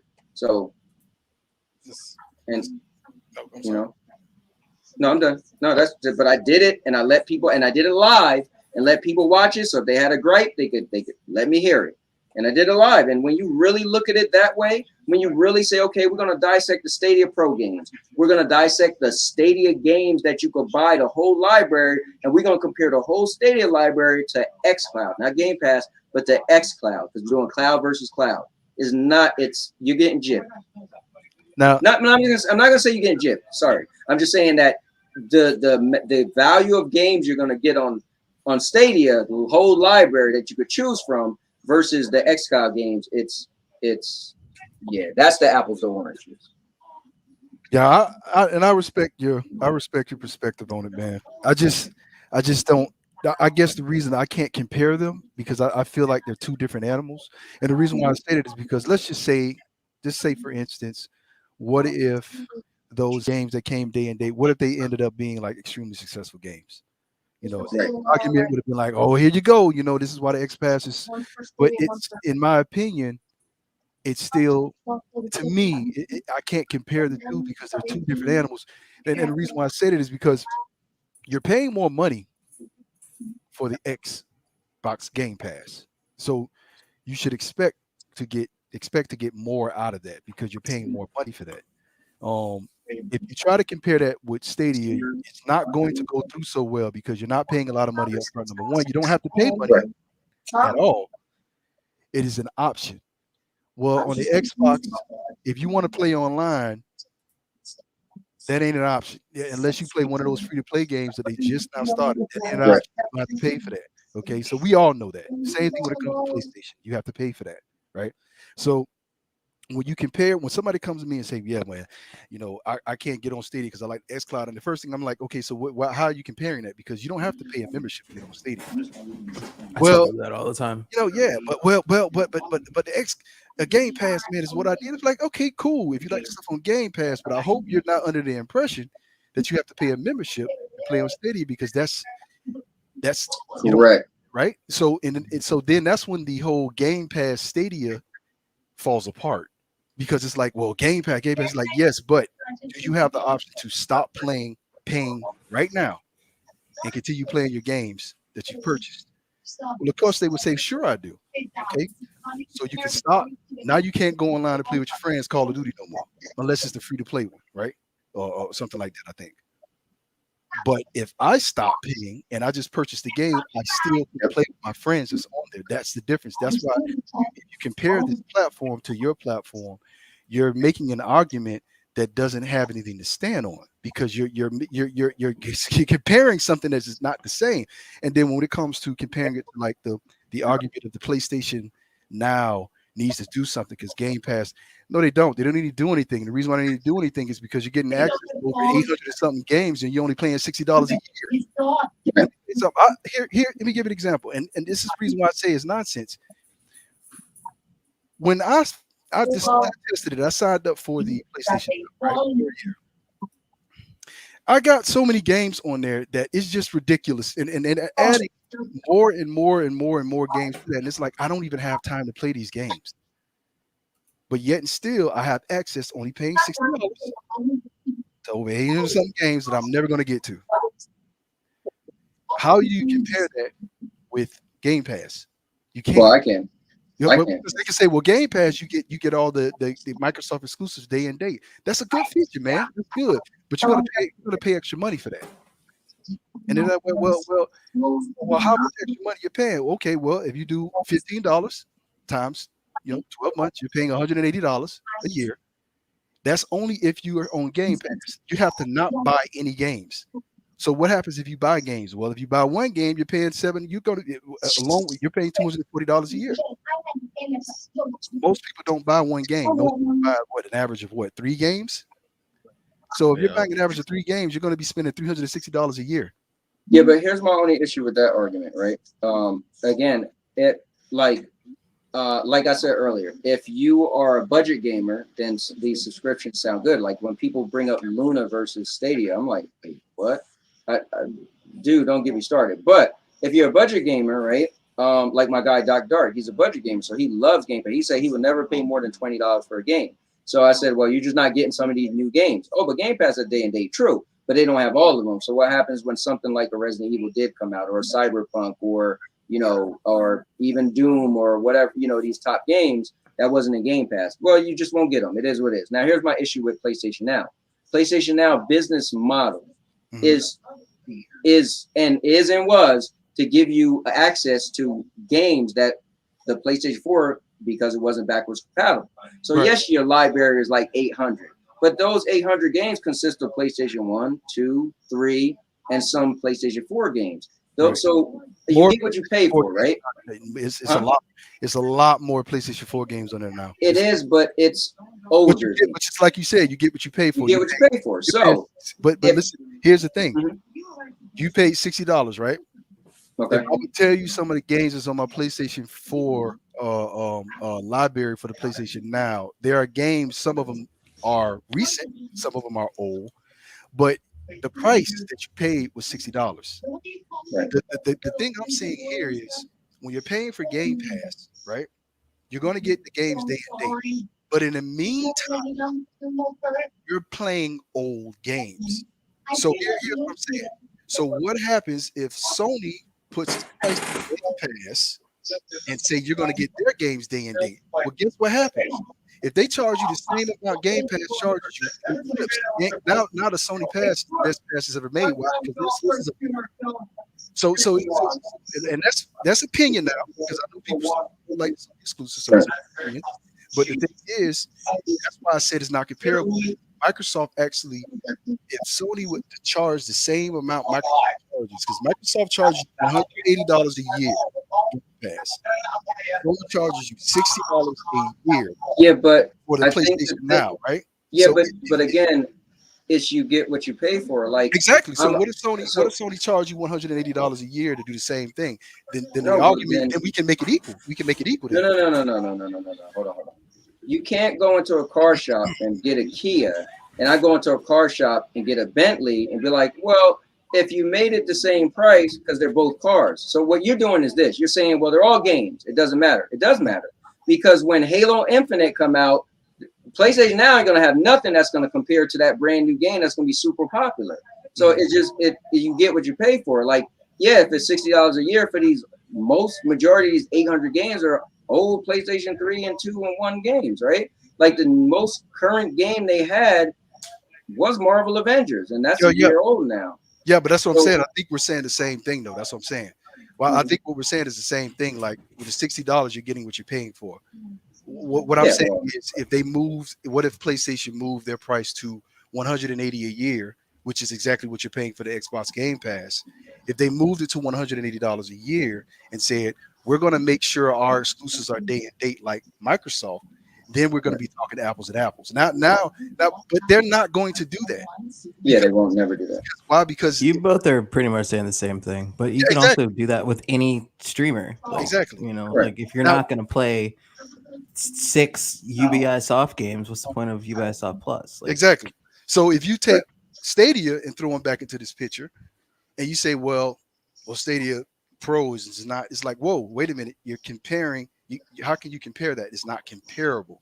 It's not comparable. Because you're doing regular things on the cloud. Exactly. So it's just like so not comparable. It's even fun. I laugh about it every time I hear somebody mention Game Pass and Stadia Pro at the same time, because I'm like, guys obviously are not doing the numbers.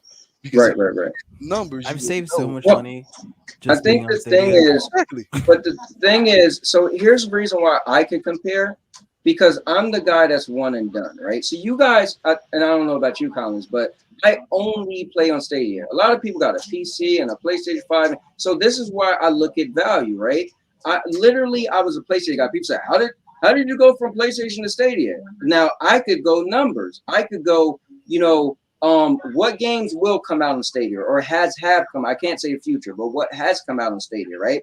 They had some AAA hits. Like, for instance, it's like Stone Cold said, if you're not wrestling for the title, what's the point? If I'm not playing gaming to play some of these big AAA hits, then I'll just be in the background. I have nothing to say. If I'm not gonna say, man, that was the game of the year game, like for instance, Breaking Bad. I never watched it, and then I heard on the radio it said it was rated the #1 all-time show.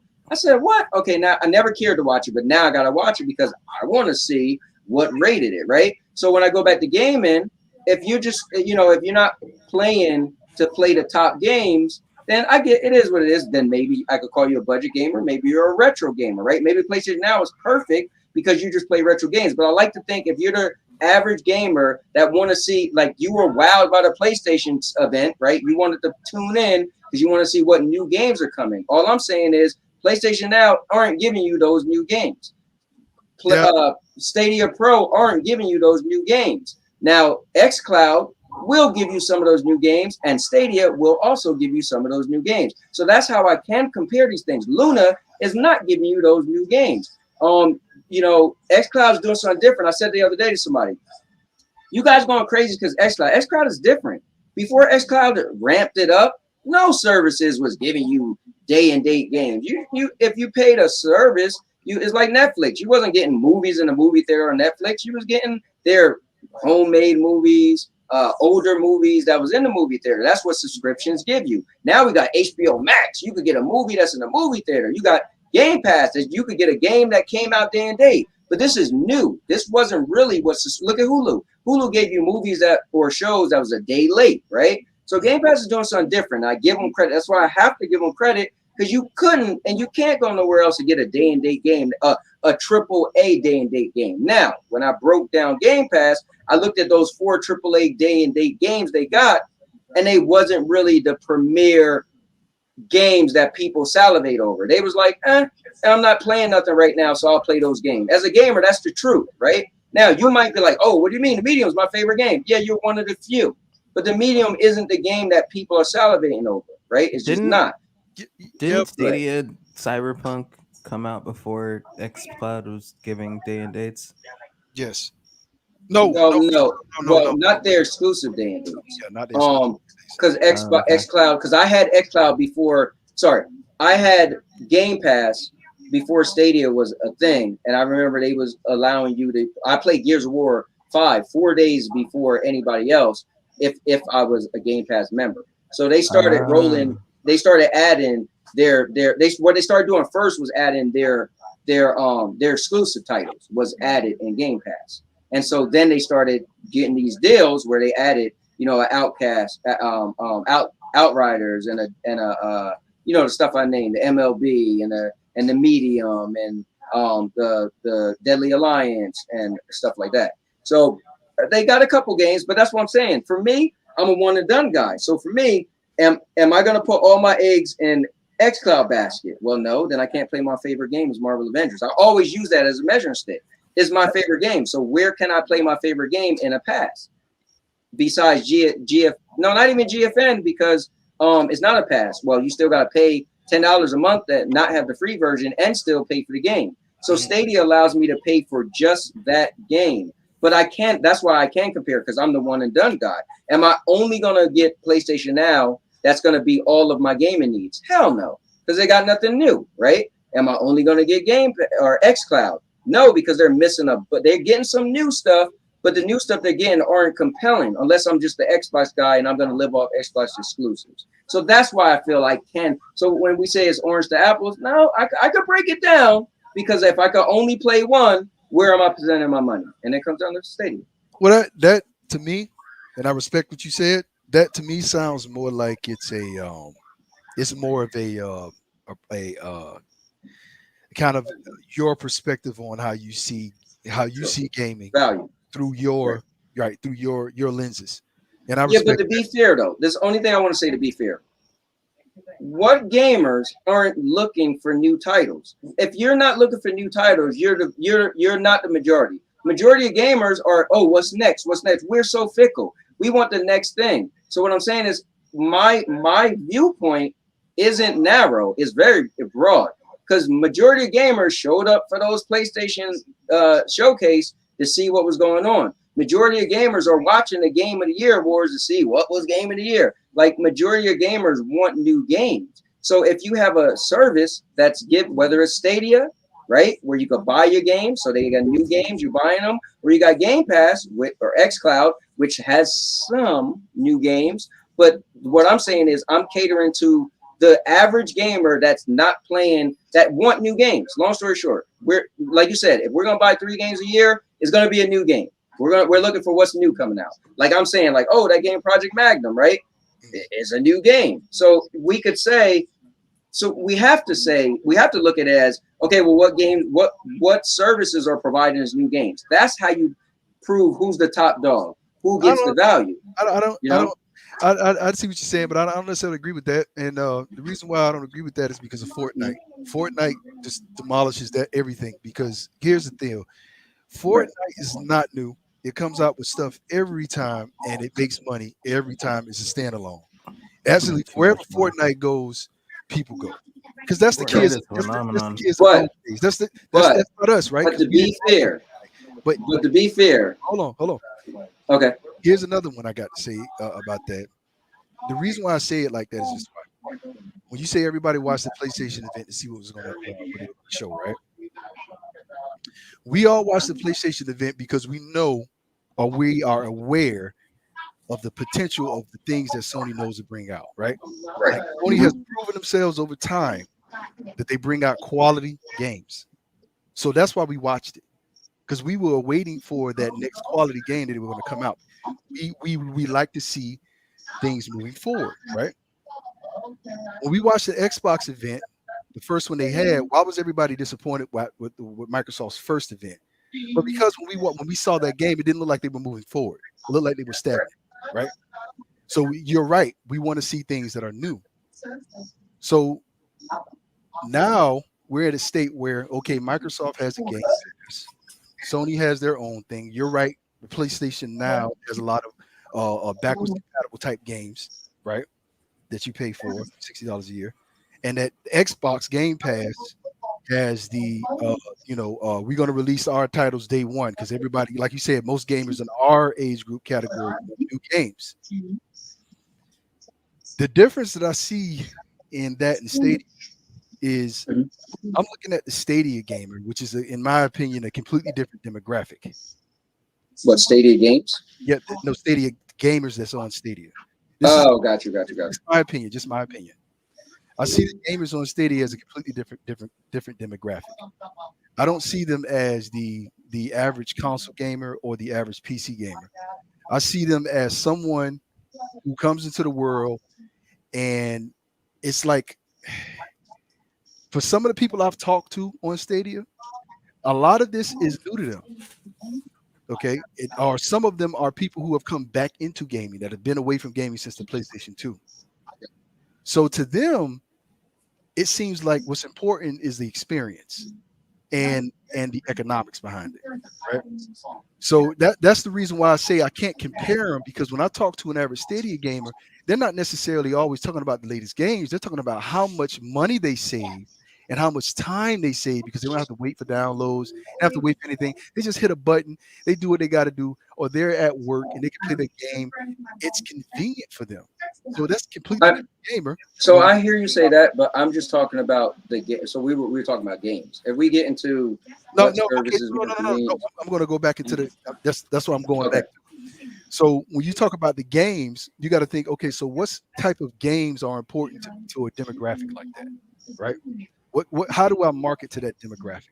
Because if they want Game Pass, they're going to already be on it. They're not on Game Pass, they're on my pass right now. So I want to keep them on there. So how do I keep this demographic engaged with my product? And that, in my opinion, is extremely challenging, because you have a lot of people screaming, but you don't have a lot of people actually doing the research.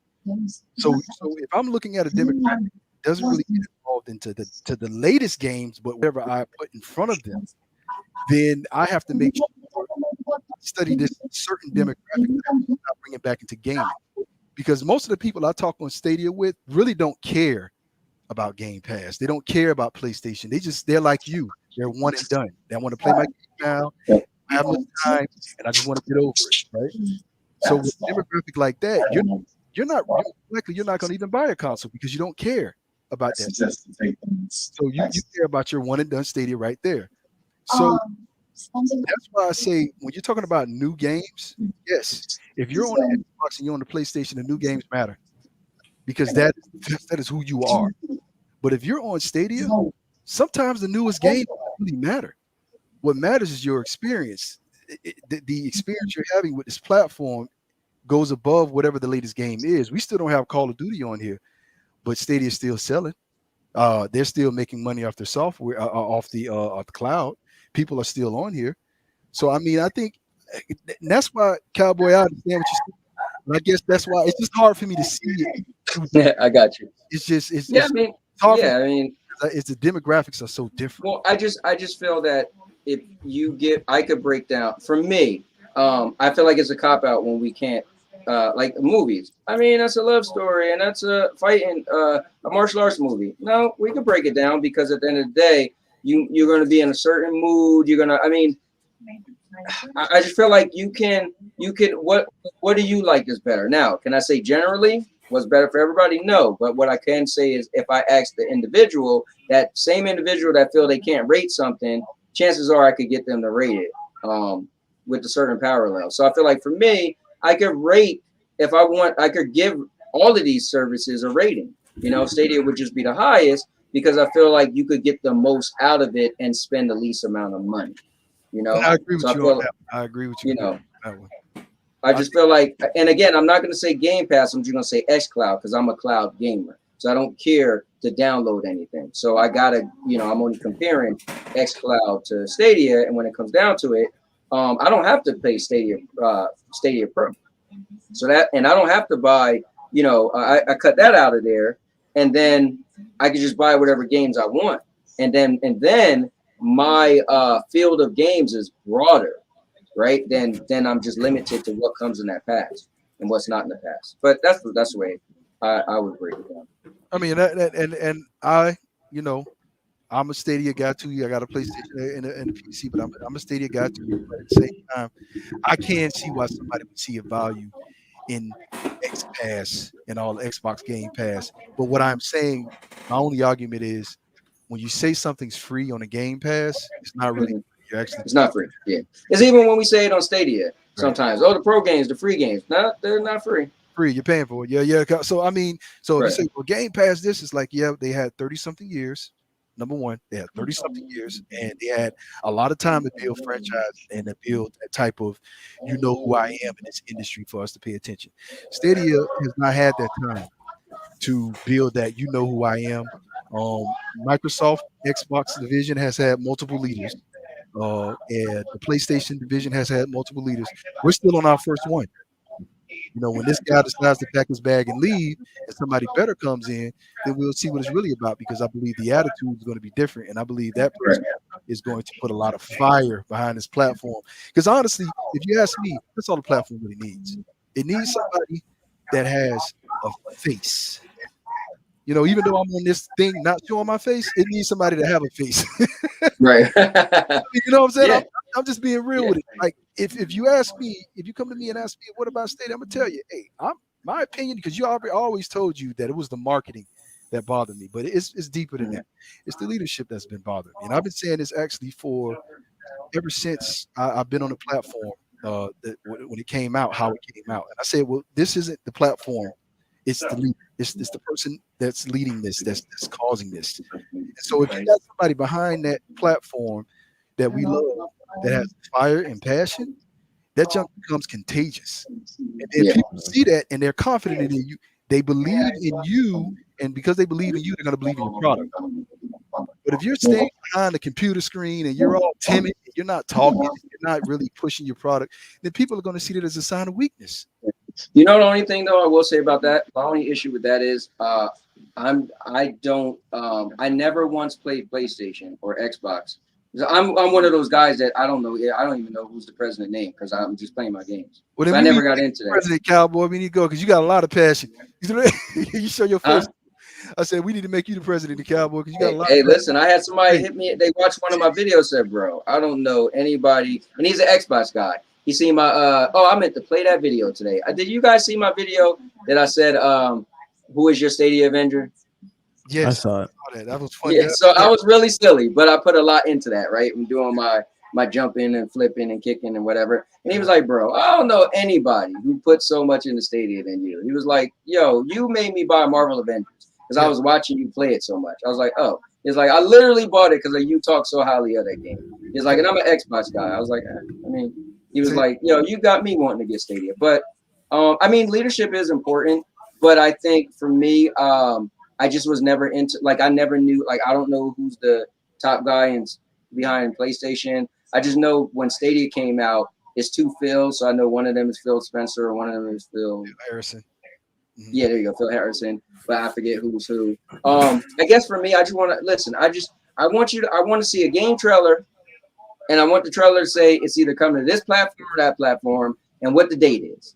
And if it don't have a date, I'm just gonna every so often keep checking on that game. And that's really all I care. That's me though. All I really care about. But I think the new age people do want, the media is a new thing. It's a new beast, right? Social media, everything. So people want more. People want knowledge. People want to know what you're thinking. People want to know when something's coming out. Are you working on the game? Did you put into the game? So I get it though. It just is not I don't care for it, but I do get that my way of thinking is older, and this is what the world is gravitated to. Gotcha. Respect that. But let me ask you guys this. True. My guy, Mr. Urban World, is a big fan of Shadow. Now, I don't feel Shadow. He said, I'm trying to find his comment. He said something like Shadow is the best gaming game streaming thing, but like Shadow isn't for gaming. Shadow is just a gaming PC. So you gotta still pay money for things to play it through Shadow. So I don't get that. He said I pay $30 a month for Shadow, $9.99 a month for Stadia when I use it, and a year of PSN now when it is $40 a year during Christmas sales, 45% and 45 cents per minute for maximum settings. I'm trying to find. He said something like Shadow. $30 a month is wild. I'll tell you that. Yeah, they jumped up. That is wild. But I think if you do the math, though, I asked somebody. I think they're getting the 3090s, and if you was to do the math, it would take 8 years of you using Shadow at $30 a month for you to pay for a 3090. So I mean, yeah, that's not even good statistics for me. I do not care. Like that is just wild. Yeah. I'm just saying, if you was the guy that wanted a beast of a PC and you didn't want to shell out for a 3090, how much money, you know, $30 a month. I don't know. $30 a month is steep to me because it doesn't come with anything. It's literally just your portal to everything else. So I feel like, damn. So that means I still got to pay for everything else on top of that $30. Well, I mean, that's why. I'm just trying to think of what that I pay for. That's $30 a month. That's not like a bill. Like, yeah, I know. Yeah. Well, I mean, if you're going to use it for more than gaming and stuff like that, Correct. and you don't really have a PC, okay. But if you're going to use it just for gaming, but that's kind of yeah. I agree. $30 a month hurt my soul. That's crazy. Yeah, when they jumped up, but what the people were saying is that it should have been more expensive from the beginning, and they lowballed it. So. But that was because when you think about how cheap it was it was cheap to get like the 30 whatever or 2080 or 20 whatever the graphics card was at the time. Like $300-400. Yeah. So yeah, that's true. But before the crypto. Yep. Yep. And Monkey Boy. Well, I'm always mixing up Monkey Boy and Nature Boy. My bad. I want to say Nature Boy.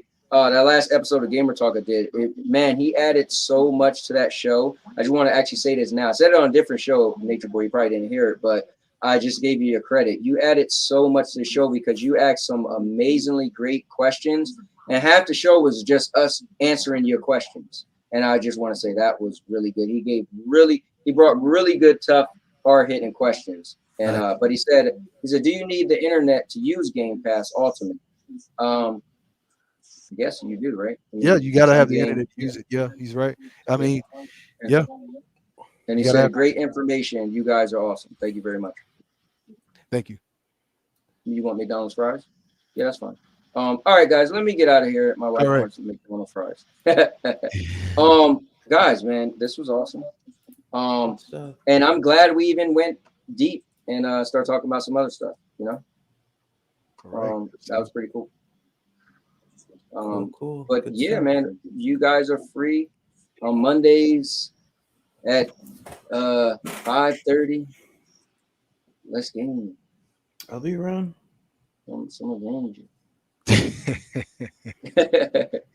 It's been good, guys. It's been good, man. Yeah, right, fellas. Just for the people who listen to this, that's gonna click on this video and hear it afterwards. I got respect for all platforms. I just got preferred platforms, just like y'all do. That's all. Same. I play for me. Yep. So. Yeah. I mean, long story short. Yeah, you know what it is? I'm just a specific gamer that have my own specific needs, like everybody else. So my needs might be different than somebody else's. Right. That's all I can say. Yep. Sounds good. Sounds good. Well, with that said, guys, I was going to do this earlier, but I'm going to do it now. And I'm going to leave you guys with my Stadia Avengers video. So everybody have a good night. Peace out. And I'm going to get my wife some fries. All right, y'all take it easy, man. All right. Peace. Later. Peace. What's going on, guys? I wanted to make this quick video in honor of Stadia Avengers Marvel Mondays, coming every single Monday at 5:30 p.m. Eastern on this channel. So the question is, who is your Marvel Stadia Avenger?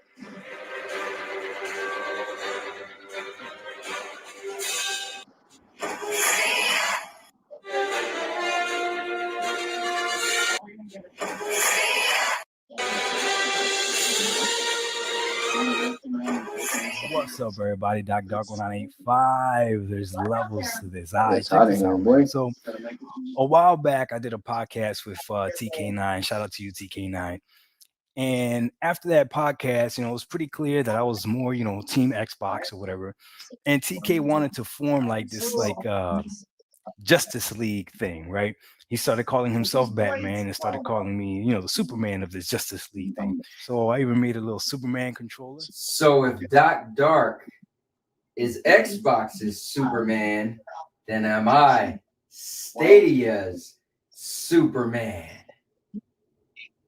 No, that doesn't feel right. Or am I the Captain America of Stadia?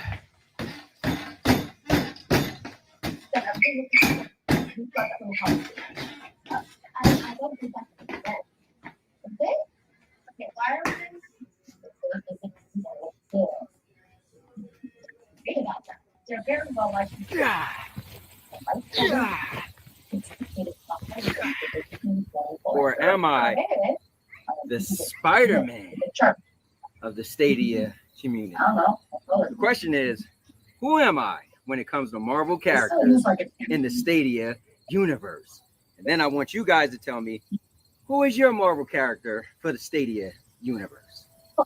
I'm the cowboy, the king of content, the all-purpose champ. Now your mama.